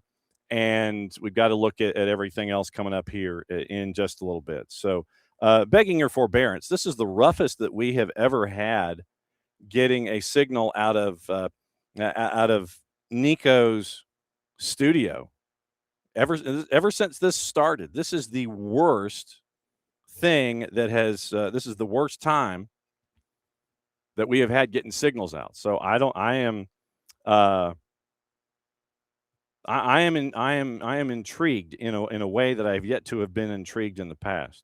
So we'll see what he might be just rebooting his entire computer. So I thought I did that. I'm getting emails. It's like, here, log into this and fix this. And I'm like, no, I thought I already did that. So we'll find out what the deal is, hopefully, and get into the rest of the day and the rest of what happened. Open Cup last night, for those of you that might have missed it, it was a win for Columbus. We'll get into that with Chris Doran. And Colorado knocks off San Jose by the score of 2-0. And you end up with now how it's going to be with those four. So that's your final four. We'll get into that with Chris Doran coming up once again at the top of the hour. So, we're going to Chris Doran, play-by-play voice of Crew, is going to be joining us in about 15 minutes. So we'll get into Hendrik Rudstrom and Open Cup over there with him. I do want to get into, you were mentioning paying a lot for folks. And I can't ignore Casemiro. Now it looks like Casemiro might be coming over on a free, and he's going to be taking the deal where it's the Rodrigo de Paul deal. We'll pay you less to come in. We'll prorate it, and then we'll pay you more next year. So my guess is that Luis Suarez is retiring, and that's probably going to be the angle that goes here. Casemiro apparently has verbally agreed to terms, or the sides have, and it looks like Casemiro, and they've got to buy the rights away from LAG first, but it looks like Casemiro has agreed to terms to come and join Messi and friends. Look, that's a big get, and I'm not much for, my take on just bringing in players just because they have a trajectory or a name, or just to put butts in seats. But Casemiro has actually been pretty good, pretty consistent, even at his age. He's a guy that I feel like would adapt well less, just because his overall skill set. He really has a pedigree that Inter Miami could utilize there. Rodrigo de Paul is supposed to be the enforcer. He hasn't really been that, and he's been okay, just not great. And having a dog come into that midfield would be, very interesting. So, to me, I know people are upset, and they're going to continue to be upset because it does feel like, how are they getting this guy? We see the books, right? I mean, and that's understandable, right? But at the same time, look, if they can bend and stretch the way that the rules and regulations are put together, then hey, you got to praise them for it because they're just trying to make their team better. Now, hold on. I'm not saying that that's the way everybody should do it. And there's clearly a lot of things wrong with Inter Miami as an organization. And this whole thing with Lafayette, I hate it. And I do feel like they have given the keys of the organization to Lionel Messi, and he gets to do and say whatever he wants with the team, and same goes for the paw and all his boys. And I don't think that's the way business should be done. And I will stand forever on no players bigger than the club. And I've been destroyed by the Messi bots on that take because apparently if you have Messi team, he should just be able to have the keys to the city as well and do what he wants and not pay taxes and be helicopter back and forth from training grounds. But the reality is that players move on, clubs remain, and much as I don't like the way that facet is handled by Miami,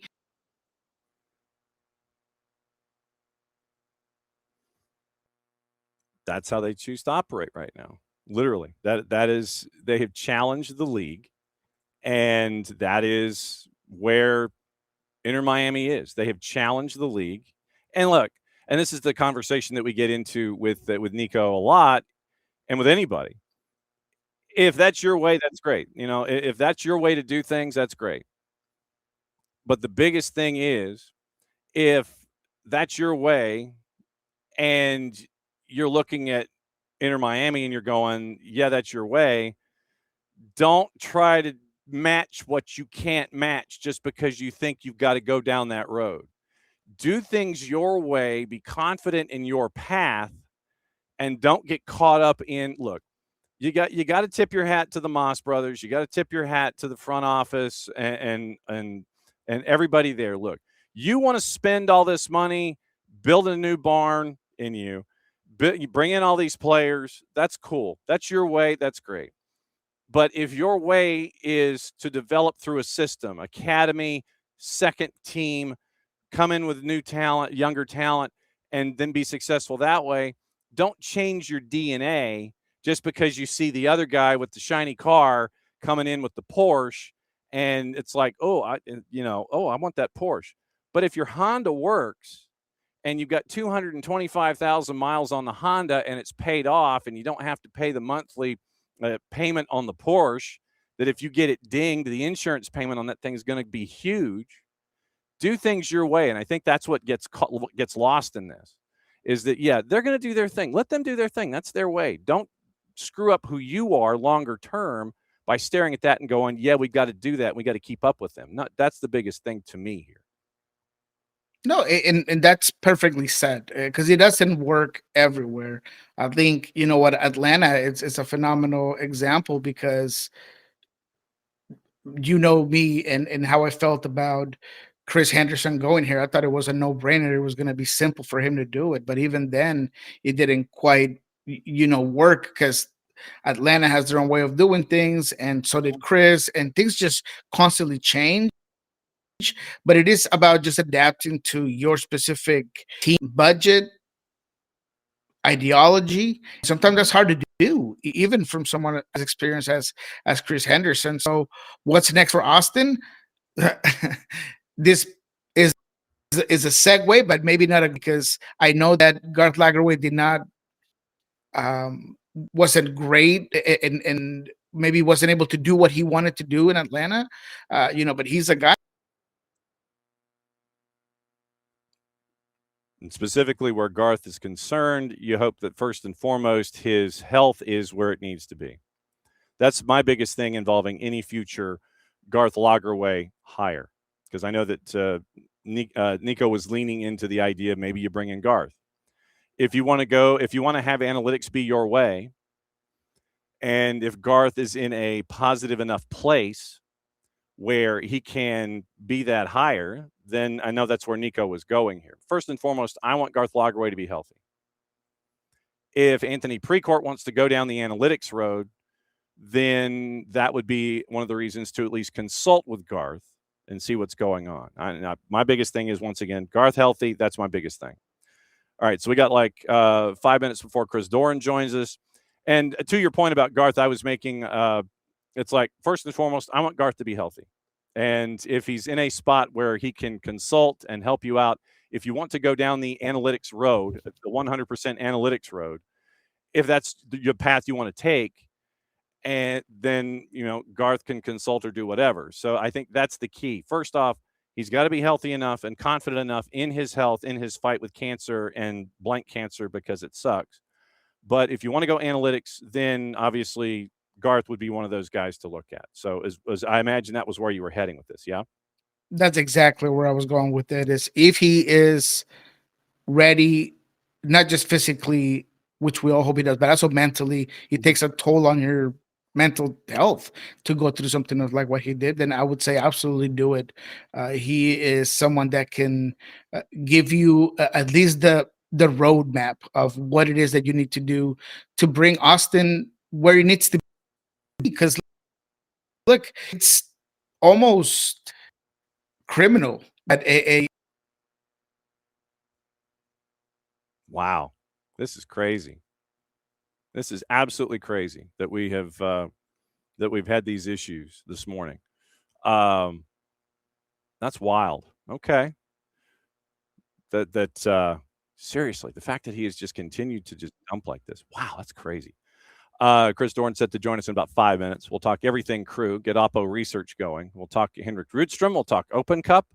We'll talk, oh man, I forgot my light board. Crap. I knew I forgot something.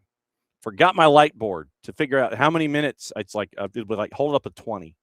So that's what I need to do. So Chris Doran said to join us in a handful of minutes. Niko Moreno from Pulso Sports and Sounder at Heart will come back. We'll mop up with him because I know he's got a couple of games on the West Coast that he wants to talk about this week. So really quickly. Yeah, I don't know what's going on, brother, but we'll figure it out. We'll figure it out next time. We're a couple of games I know out west that you wanted to get into. I'll give you a choice.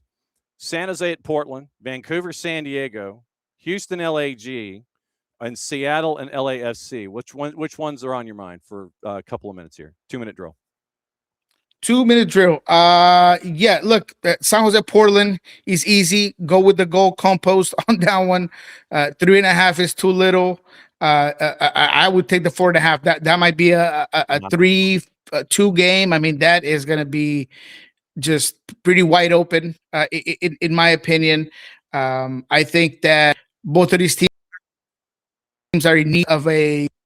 Mm-hmm. But I would have passed Portland. Finally found their way into this one. I don't think Philadelphia's going to be in Portland longer. Yeah. Break. There might be some changes there. That could be the case. But the San Jose has been struggling a bit, or quite, I say a lot, without Niko Shakiris and without Timo Werner. And so this is going to be an interesting one for me. The LA Galaxy Houston game is another one that is going to be tons of goals. Houston surprised me at times. They're a team that is never going to draw. They're either going to win because they're having a great game, or they put it together like they did against Vancouver, or they're going to get crushed. LA Galaxy, a big win against the Sounders. I feel like it was also very self-inflicted by Seattle. So this is a very interesting one where I'm willing to take Houston on this one. Wow. Numbers are on plus 260 on Houston outright. 3.5 is where it churns for you. 4.5 was like a plus 240 for San Jose and Portland. So you were on the right page with that one. Look, let me lock in on Houston. I like that. I'm actually going to be heading to do some juice boxes. So I'm definitely taking that one. I'm locking that in. I really do mean that. That this Houston team, if anything, they can score some goals. And I know the LA Galaxy can as well. This might be a bit of a shootout, but I do like Houston. I don't know, it's calling my name. The Sounders LAFC, I do want to hear the numbers. I'm not touching it, I don't think, but I want you to tell me what it's looking like. It is Seattle is a plus 280 on the road, and LAFC at home is a minus 111, and the draw is a plus 290. So sounds like it's too rich for that draw. That draw sounds pretty good. I like that Okay. draw. Yeah, I think that it could be one where, look, both of these teams, because of different reasons, and maybe LAFC more desperate, but the Sounders are also in need of a big win. So let's leave it with a draw. I'm frozen again, it looks like. So we're going to stop doing this. John, I apologize. Me and you're going to figure this out. The audience, you guys deserve better. I'm going to put that on me. So let's talk off air and we'll figure out what we can do to make this better. You got it, brother. As always, Sounder at Heart, Pulso Sports, Niko Moreno. We'll see you soon, my friend. Have a good one. All right, there he goes. All right, it is 11 o'clock, and I kind of makeshifted something here. So let's see if I can read my own handwriting as we bring in Chris Doran to talk about everything opposition research. There we go. There's my board. The fourth has held up a board. I need audio. I can't hear you. So I see you, but I can't hear you. Oh my gosh, there we go, right there. There it is. Johnny, I love the board. Thanks. There it is. Hoping it's the stuff handled. 20 minutes, I see it. We started talking about Austin FC and Niko Estevez, and we think that the Rodo Borrell and Niko Estevez fan club, or the agents and handlers, they started getting into the gremlins. And so so I think that's what happened there. Along those lines, sir, do you want to start with Open Cup, or do you want to start with the text chain that we started on Sunday? Oh man, yeah. Whatever you want to do. I mean, it's been a really tough week. It's been a tough couple of weeks for several people within the club, and Henrik Rudstrom got a shot. He was the right choice initially for the club. General manager Issa Tall at the time actually this week told us that at the time it was the right decision to make. And that athletic poll that was done by Paul Tenorio, who's terrific, where they talk to soccer executives around the league and they give you a chance to answer questions anonymously. Yeah. One of the best off-season acquisitions was, by word of the executives polled, was Henrik Rudstrom to the Columbus Crew. So this was not a decision while it was done within the Columbus Crew and the ownership silo. It was appreciated in other silos as well. It's unfortunate things didn't work out. We've heard this before. You never know until they get there. And then there are variables, the variables that include cultural acclimation. And I'm not saying that was entirely an issue. There were a lot of little things that led up to his dismissal on Sunday. But it's tough for coaches from other countries to come to the United States and get acclimated to this league and to this country too. Yeah. Look at Atlanta. Atlanta's a great example, a melting pot. You can go to any neighborhood in Atlanta, no matter your cultural heritage, and feel right at home. But if you walk 2 blocks to the east or 3 blocks to the south, man, you're in another world. That's not to say there's anything wrong with that layout. It is to say that no matter where you are in America, there are going to be adjustments that you have to make from a cultural standpoint. So there's that. And then, of course, the results weren't going Columbus's way. There is the commitment that the ownership and the leadership group have put toward the Columbus Crew way that they won't budge on. It doesn't mean we always have to play 3 in the back. But it does mean that there are certain principles that won't be broached or shouldn't be broached. Right. So, I loved Henrik Rudstrom. John, you could tell he was a great interview. He spoke openly about what he was dealing with. And perhaps at some point the frustration bubbled over and he was just like, okay, this is, this is. Well, but that's how some folks in European countries are. I mean, like if you want to talk to someone who is Dutch by birth and upbringing, they're going to be as open and honest, and we might even think of it as blunt when it comes to their thoughts, and they may not be as, and I'll go ahead and use air quotes and put $1 in the jar, diplomatic in their sound, as you would think, they're going to tell you what's on their mind, and that's just how they are. And I think that sometimes that gets lost in translation, or that gets lost in interpretation and feel. And you're going, well, man, that was kind of blunt, and he takes out the sledgehammer and busts the glass. But that's just how they are, and it's up to us, I think, at times to understand, almost like it's almost like defensive driving for other cultures where we're concerned. We have to think about ourselves and about them when they're coming and having conversations with us. And I think that's just something that we have to become more knowledgeable about and understand where that other person's coming from when they say stuff like this. And that's a really great analogy. I love that.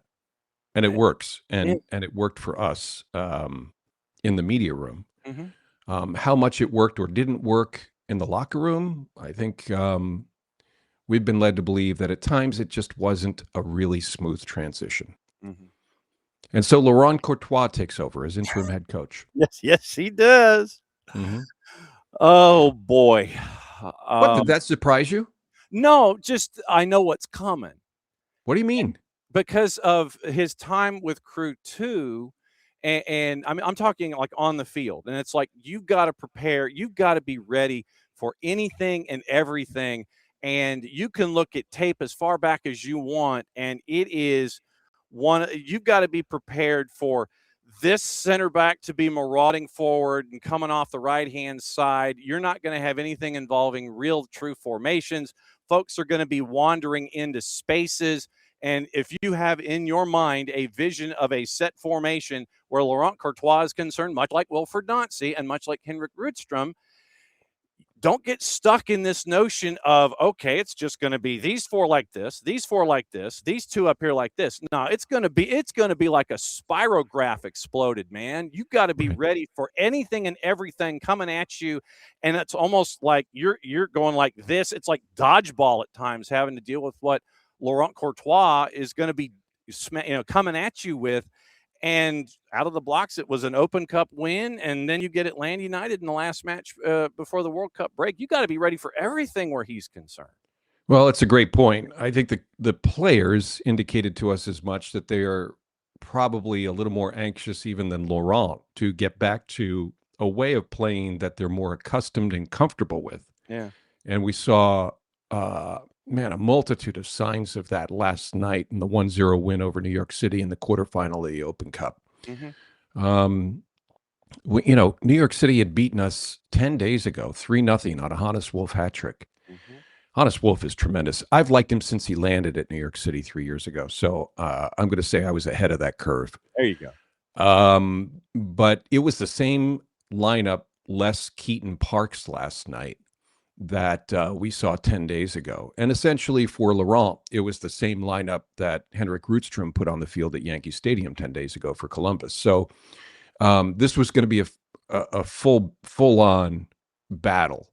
And it was a, kind of a boring chess match in the first half, but these games always do come down to a second half ebb and flow that's at a much higher rate than the first half. Both teams exhausted after a full week of 3 games in 8 days. Yeah. And New York on the road for the second of 3 this week. They go to Nashville on the weekend. Mm. So, we were just happy to be back in town, happy to be back at Scott's Miracle Grow Field. And you get beyond that, you get the new coach's bump. You get a good vibe in the locker room. Darlington Nagbe has returned to the bench temporarily as an assistant coach to put another set of eyes on the first team performance while the staff gets sorted out. And, it was a really good performance last night against a very good New York City team. I wonder whether it's between the ears or on the pitch, what not having Maxi Morales meant to that bunch too, considering he is a troublemaker of the highest order. And I say that in the most complimentary way humanly possible. For sure. Yeah, for sure. And Jonathan Shore did his damnedest last night to mimic as much as he possibly could. And Kai Truin was terrific too in the midfield. Those two guys are really a 6 and an 8. They're not a Maxi Morales, but we also had Nico Fernandez was truly the Maxi Morales in that role last night. for New York City. And if Glenn Crooks is listening, he should be pleased that 12 hours later, I'm naming all of his team's players. There you go. Glenn Crooks, the voice of New York City FC. Yeah. I think Niko's really good. Maxi is just a bit level better. He's got 3 assists on the U.S. Open Cup stretch. He's got a bazillion assists in his time spent in MLS, and he could have been a big help. But, City did what they could, made it a second half game, put us under pressure late. We never had a test of the goalkeeper, Niko Hagen. So City's going to leave that game scratching their heads saying, how come we couldn't create at least 1 or 2 chances in the box? It was just a good performance. It was a very typical game of that level. And we're looking forward to the semifinal against Orlando City at our place in September. Orlando, absolutely true. Boss loves it when I start quoting Book of Mormon and busting out that as a theater kid that she was. She loves it when I do those kinds of things.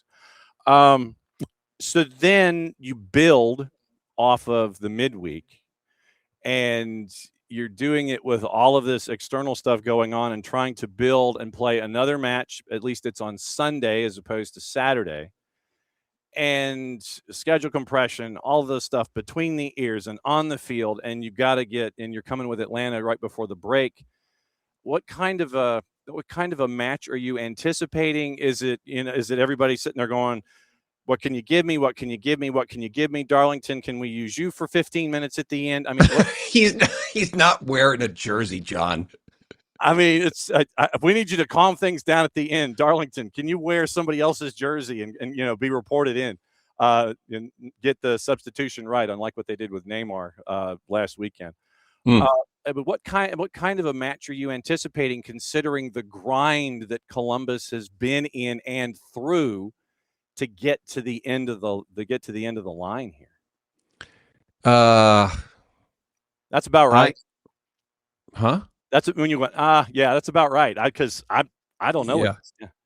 Yeah, I don't know. I think it's great that we have an extra day. Yeah. And I think that both of these teams want to end this portion of the season knowing that they've got a positive or 2 under their belts. Columbus is at home, should take advantage of it. We spent a whole week out on the East Coast last week and lost twice and tied once to Philly. There's no time at this point with 9 losses on the season to take a break. Max Arfston is waiting for a call from Mauricio Pochettino. Steven Moreira has already been invited with Cape Verde. He'll be in Atlanta, I think, in that match against Portugal in the World Cup group play. Can't wait. And by the way, congrats to Atlanta for making their seats some of the most affordable seats in the country for the World Cup. Concessions, too, brother. Concessions. That is one of the other things. Concessions, that never changed. A lot of people are sitting there going, "Oh, well, what about concessions?" Yeah, it's that way. It's always been that way. It's not changing for the World Cup. Ain't changing for nobody. You can go and get the basic food. That price never changed either. Yeah, I love the attention that Arthur Blank has brought to soccer in your city, and I think we, as soccer people and as fans of the game, should consider ourselves blessed for the investment that's been made on behalf of soccer in America on all levels. Yeah. And so I think you're going to see a very spirited performance on Sunday. What we saw last night was a very disciplined rotation of players in and out of positions, coverage where it needed to be handled, and threats through the middle of the park into attacking sequences. So you put Matt Freese on the back on his heels a little bit. Freese comes up with 90% of those saves. If you put Atlanta under that pressure, all due respect at this point in their evolution, maybe you get lucky one more time. And I think the team needs that, the club needs that, and I think the supporters need it too, because it has been a bit of a drone over the last several weeks. And I will admit that we're spoiled in Columbus, but we also have high expectations. And I think for a period of time, you felt that in Atlanta. Still do, yeah. and you're probably a little numb to it, but I think Atlanta fans have got to have those expectations as well, and hopefully those expectations are met sooner rather than later for both clubs. Mm-hmm. And I mean, all of the goodwill, if you want to use that term, over the last 6 or 7 matches leading into the midweek, where it seemed like the team was turning the corner, understanding what Tata Martino wanted to have them do. Defense was there before the offense was, no real surprise. Relationships were forming. You weren't having bumper cars when you were trying to formulate things in the attacking third.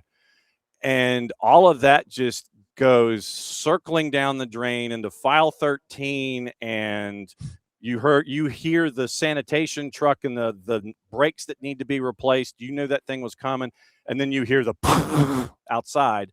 That's what happened in Orlando. Those 6 to 7 matches, it is gonzo, considering that you gave up 4 in the first 45 to the purple team. And now you got to wonder, injuries in the center back position because Anea Mihai injured his shoulder a week ago. He was not part of the party in Central Florida. You wonder where folks are when it comes to their minutes, considering it'll be third match 9 days. It's going to be interesting what the layout's going to be for Tata in this last match before the World Cup break, considering everything that happened in the midweek. And Tata, after the match, was like, yep, that's on me. The formation change, it's on me. And that's what coaches do in these situations. They're going to sit there. They're going to take the heat for it. I'm just as intrigued as you are, because I think that we're looking in a mirror when it comes to expectations, the talent that's on hand, the coaching staff that is there for Atlanta and that was there for Columbus. I think that this is a mirror image game where you have expectations and fans being where they are. You're dissatisfied with where you are in the standings. And so who takes that first positive step with the last match before the World Cup break? Yeah, well, there are a lot of ways to look at it. And I agree with you that maybe these teams are similar. I would say it would be easier for Atlanta to lose on the road on Sunday than it would be for Columbus to lose at home. True. And I hope that mental exercise is a part of the preparation going into Sunday and part of the locker room talk on Sunday afternoon at Scott's Miracle Grow Field. Mm-hmm. We're going back to a roster of players who won MLS Cup, essentially. Mm-hmm. And at the very least, they won the 2024 Leagues Cup. They know what that race is like. There are still 3 trophies on the line for Columbus. There are 2 available for Atlanta. Mm-hmm. The season is not lost. What will happen in the 8-week break for the World Cup will be critical for all the teams in the league. Mm-hmm. As we look at the acquisition of talent, the selling of talent, and the settling of rosters going into Leagues Cup coming out of July. How busy do you anticipate it being in Columbus? Because I anticipate that it's going to be pretty busy / fairly busy here with the roster currently in hand. Well, it's interesting. Let's talk about selling talent. I think the Leadership Council, headed up by Captain Sean Zawatsky, it was articulated to us on Tuesday from Sean that, there were a lot of messages going back and forth between players and then eventually with the leadership group within the club. I'm sure there are some players that were not happy that they weren't playing as much for whatever reason. And now that tune maybe changes in these 2 games, the Open Cup game last night and the Atlanta game on Sunday. Mm-hmm. Does that player, disappointed he's not playing during the Rootstrom games, say to himself, okay, you know what? Maybe I could stay in Columbus. Maybe I need to withdraw my request to be traded. Maybe there is a spot for me in August in that busy stretch of games for every team in the league. Mm-hmm. So there's that. And then, of course, there are the needs. Wessam Abu Ali went down with a torn ACL not too long ago. Mm-hmm. He's our star striker. All due respect to Diego Rossi. Diego's not a number 9, but Wessam is. Mm-hmm. And he's gone for the season. So what kind of flex do you have as a club and as an ownership group? What kind of money are you willing to put up to a team that is typically spending in the middle third or just to the lower end of the top third in the league, and find yourself a solution up top if you need one for the remainder of the season. We saw Jamal Tiare come back last night. He's a former Atlanta player. Came back from injury last night. He injured himself at the beginning of April in an Open Cup game down in Richmond. It was great to see him back. And I saw what Henrik Rudstrom kept saying was that this club needs a number 9 to take the pressure off our possession phases when we're in the lead or chasing the game, chasing a tie, because the number 9 can go up and occupy space between the two center backs and distract them from stepping forward and cutting off passes into the gaps, so into the space between the lines. Yeah. So I saw that in real time last night. Rudstrom was right. And if TRA had been healthy over this stretch, maybe the results would have been different. Who knows? But I still think we need a guy who can receive, turn, and finish. I think we need a target up top. And I do think a center back, maybe a U22, maybe somebody who's up and coming, makes the most sense for the black and gold. So we have plenty of midfielders. We have really talented players top to bottom on this team. And I'm anxious to see the younger players get more playing time. I think they will in Leagues Cup. But beyond that, it's hard for me to say. I love the roster. That's what we do, John. You and I take the sheet, we look at the players, we talk to them, we fall in love with them. Someone changes up, we throw it, in the wind, and we say, okay, that's the business of our sport, and we welcome in the new player. If there are changes made, smarter people than me will be making those decisions. Right now, looking at the numbers, and this is as of March when they posted them, just over $950,000 in GAM available for Columbus. And in the 3-and-3 model right now, the DPs, Wes, Gazdag, Rossi, U22s, Akanzada, Aliu, and Hugo Picard. So that's the rundown of the 3-and-3 model and the GAM available as we go. I could take you and I could go for like an incredible amount of time to just break down everything and break bread and everything, but I'm going to let you go get brunch, and I know that you're incredibly busy. So go ahead and hit the promo for me, and let everybody know how they can hit the local radio option on Sunday. John, I appreciate that so much. As usual, our thanks to Apple Television. They put the local radio call for all home games on the radio. You can listen to the guys from Atlanta for home games with Atlanta. You can listen to our broadcast on home games, including this weekend on Apple Television. But find us on iHeartRadio. I'm at Chris Doran 18 on X. Yes. And I look forward to seeing your guys on Sunday afternoon at Scott's Miracle Grow Field.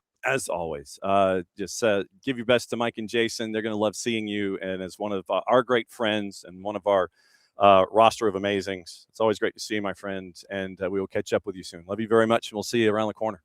Love you too, John. Thanks for the time.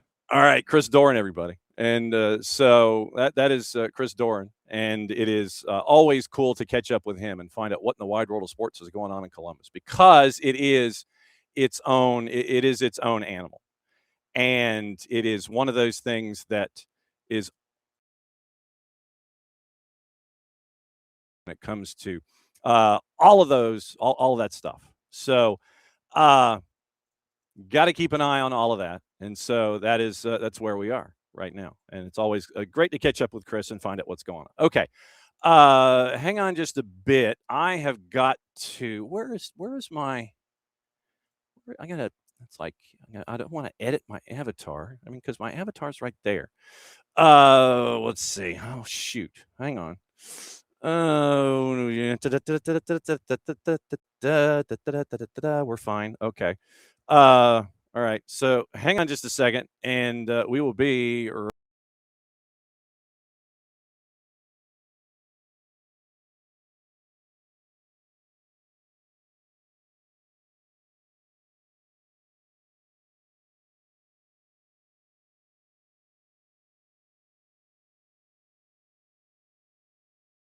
Hang on. Yeah. So that's what I was trying to do.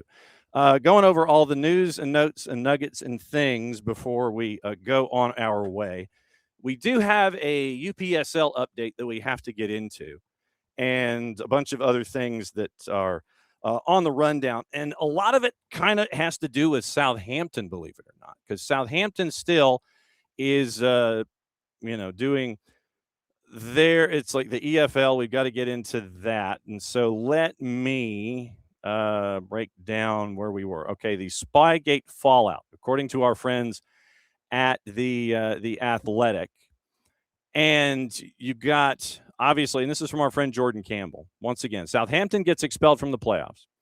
Beat Middlesbrough 2-1 on aggregate. Middlesbrough reinstated because of the Southampton intern analyst secretly videoing a section of the work 2 days before the tie's first leg. You're not supposed to do that 72 hours and in. And so now it is Middlesbrough and Hull. Southampton appealed while we were off the air, and it was rejected on Wednesday late local time. 4-point deduction applying to the championship next season after they also admitted to previously spying on Oxford United and Ipswich Town training. And in those matches, they were in the teams that they were going up against, literally, they were 0-3. They lost all 3 matches where this admitted to spying Oxford United, they lost. Ipswich Town, they lost. And then they lose also in the other one to Middlesbrough. They were 0-3. So you're looking for the legal basis for expelling Southampton from the playoffs. Once again, we go back to what happened with Bielsa and Leeds. And at the time, there was not a rule in place to guard against that kind of privacy breach, and since it happened through the regular season. And so now that it comes in the playoffs, according to legal analysts, it made it that much more difficult. So Southampton admits to breaching EFL Rule 3.4, which is the one you're behave towards each other and the league with the utmost good faith. They also admitted to breaching Rule 127, spying before games inside the window that we talk about the 72 hours prior, Middlesbrough, Oxford United, and Ipswich. So they consulted sports lawyer Dan Chapman, saying that the case is in fact unique. There were precedents, kind of. 1990, Swindon denied promotion to the top division despite winning the playoff final. The chairman admitted 36 charges involving illegal payments to players over 5 years. Sunderland were promoted instead. Newcastle claimed they should have been promoted as the highest league finishers behind Swindon. And that kind of goes into the next element of all of this that we'll get into in a second, involving Millwall and Wrexham. Swindon kicked out of the EFL trophy because they fielded this year 2 ineligible players. Oliver Clark, who was serving a 7-game suspension, came on as a sub. Player who started the second 45 wasn't on the team sheet. 2014, Cardiff complained to the Premier League that the starting lineup had been illegally obtained by Crystal Palace, who beat them 3-0. Palace only got a £25,000 fine. So then Southampton, why were they handed 2 separate punishments? And Middlesbrough had made clear their intention was to sue for the loss of opportunity if a meaningful sporting sanction was not administered. EFL successfully argued the breaches against Ipswich and Oxford happened in the regular league season. Spying against Middlesbrough happened during the playoff period, so it was 2 separate competitions, and that's why you ended up with the two separate punishments. And so now talks are scheduled to take place today between the Serbian owner of the club, staff, and players. Dragan Solak apparently is beyond angry. Understandably so. So Solak is beyond angry at this entire process. And it was now the future of manager Tonda Eckert, sporting director Johannes Spors. Athletic has been told by multiple sources many staff members have been left furious once again how events have folded. Players have even gotten to the point to where they're mad at the front office as well. And they're wondering about what kind of repercussion they could have because they were denied the opportunity to continue and,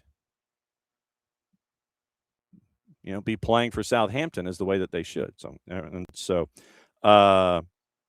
you're looking at those kinds of things involving the players that are mad, they're wondering if they have any legal recourse against the club.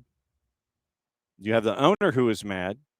You probably have a manager who's going to be sacked, if not suspended, later by the EFL, and a sporting director who may be sacked as well. Sport Republic CEO Rasmus Ankerson hasn't been on the ground much at all, according to The Athletic.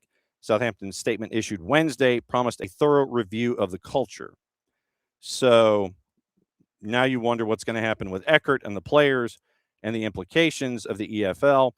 Hull's going to play. Sources have told The Athletic they do not believe EFL's rules allow for a losing club to be reinstated in these circumstances.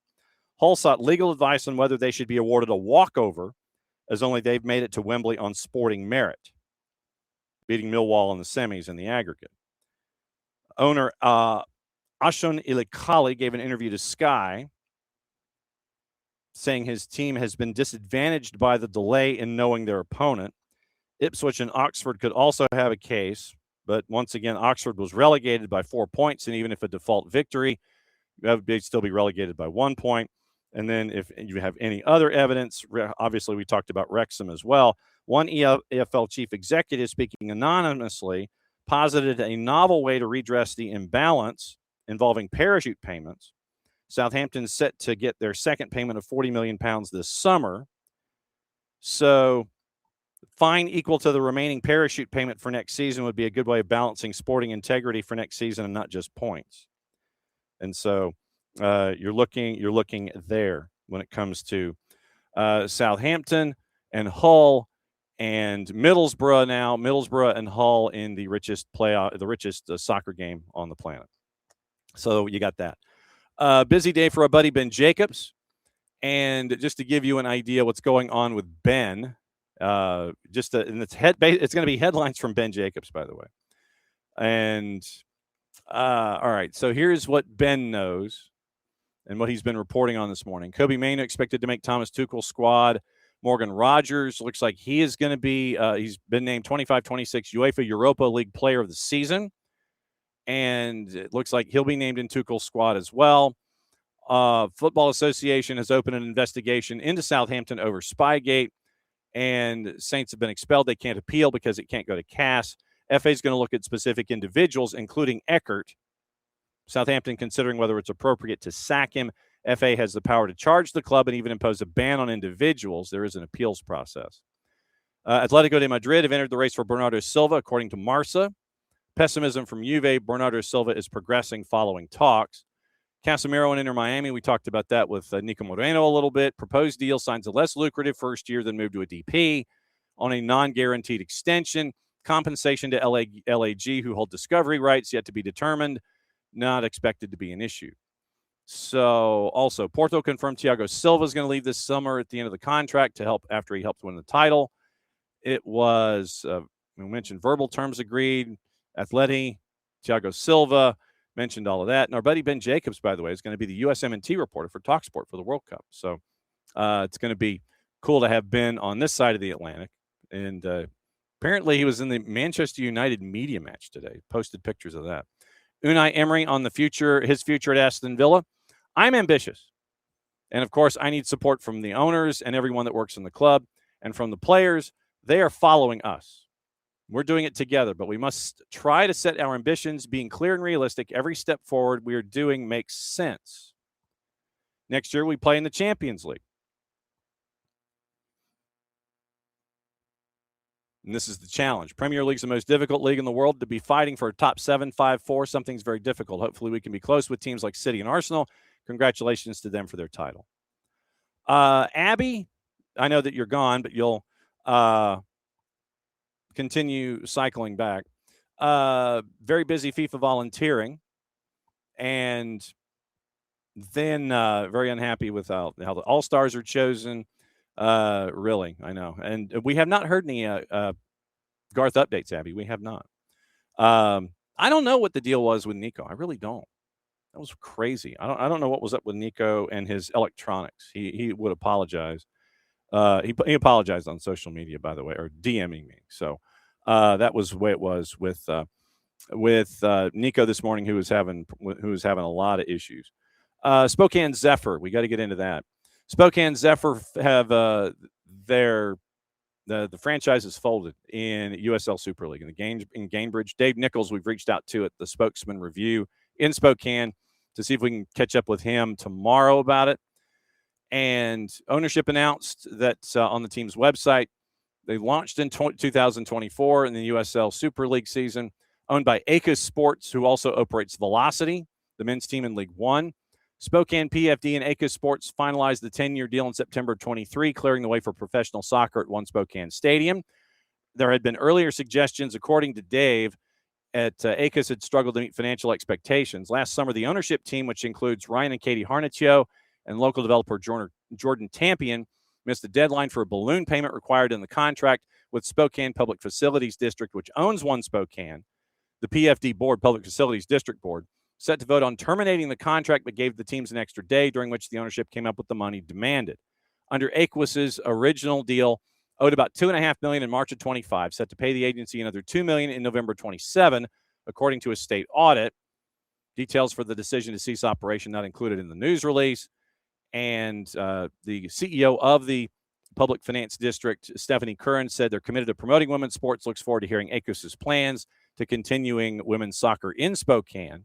10-9-9 this season, and missed out on the playoffs on the last day on goal difference. They reportedly drew 2,500 in their inaugural season last year. Attendance fell by nearly 1,000 fans this season.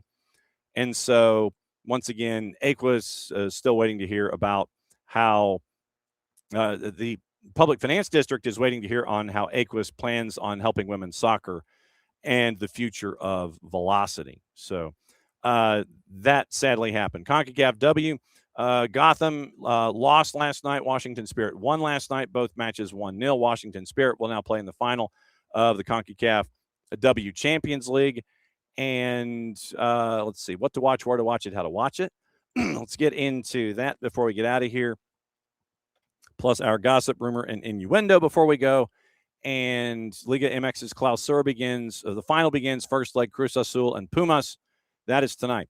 Libertadores at 6 and 8:30 on BN. You can get BN and get all the BNs at fanati7tz.co/soccer down here.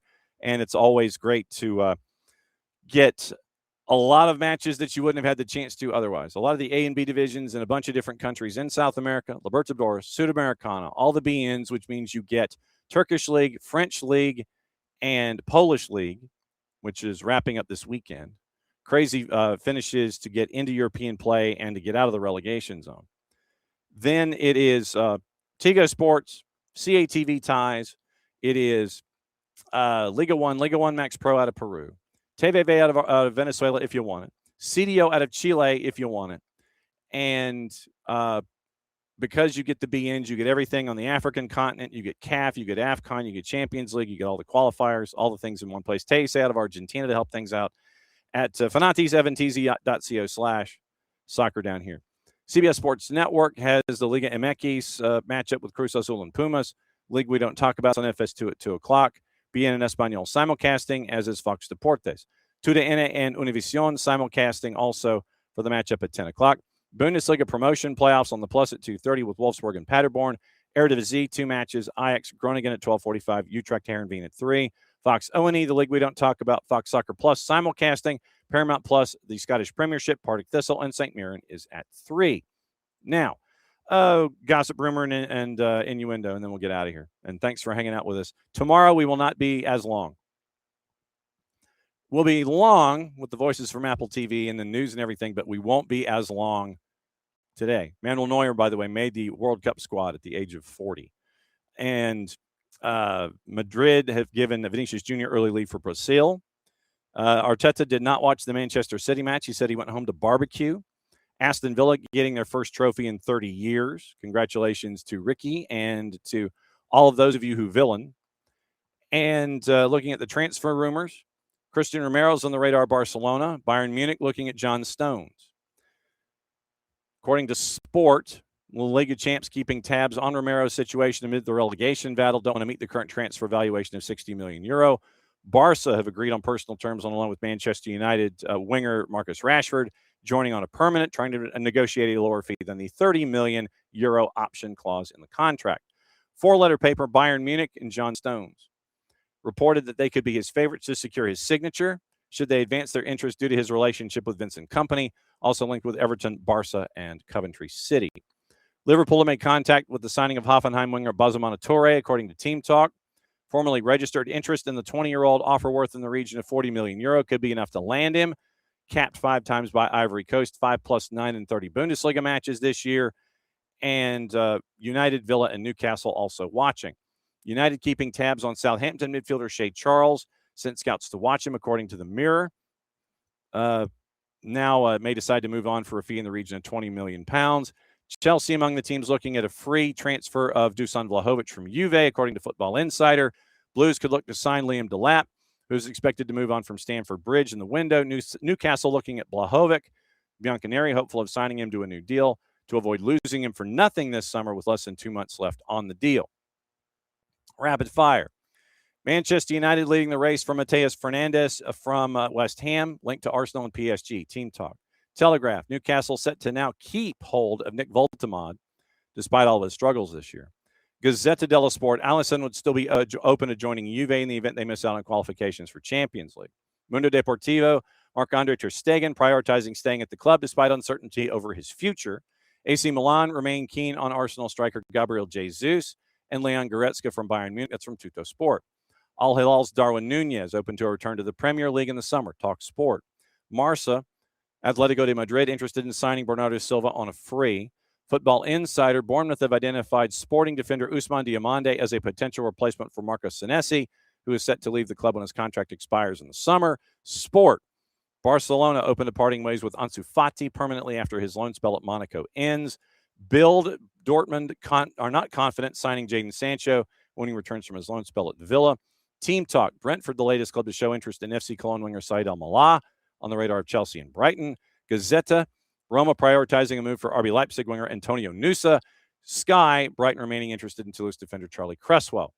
Damn, that's a lot today. Okay. Whew. All right, UPSL will be tomorrow. Get you ready for the weekend. Day of Chaos is tomorrow. Get you ready for the weekend. Thanks to Jason for sending us early part of the interview with Demetrius Evstathiou from Atlanta United to discuss the welcoming party and just the overall welcome for the Uzbek Football Association as they get ready for the World Cup. Thanks to Dustin Jeanette, GMC Prep. Thanks to Clayton Schmidt, Holy Innocents. Thanks to Joe Gould, the GM for Decatur FC, WPSL season with Drew Dickinson and myself tomorrow. Be in Decatur, looking for a great season opening crowd there, and support your local franchise regardless of level, because it's part of what grows the game. Thanks to Nino and Niko. Thanks to Chris Doran. And thanks to all of you for being a part of things here on the SDH Network. Another round of SDH AM. Once again, the voices of Apple tomorrow. I don't know who yet. I don't know when yet, but they'll be here. And then we'll get you ready with what's going on also with Atlanta United and the U16s and the UPSL to get you set for your weekend. So that's another go-round of us here. Mucho Platiel, play it safe. Since it's the end of the show, that means one thing. I get to do this. See you later. Be safe. Go get some lunch.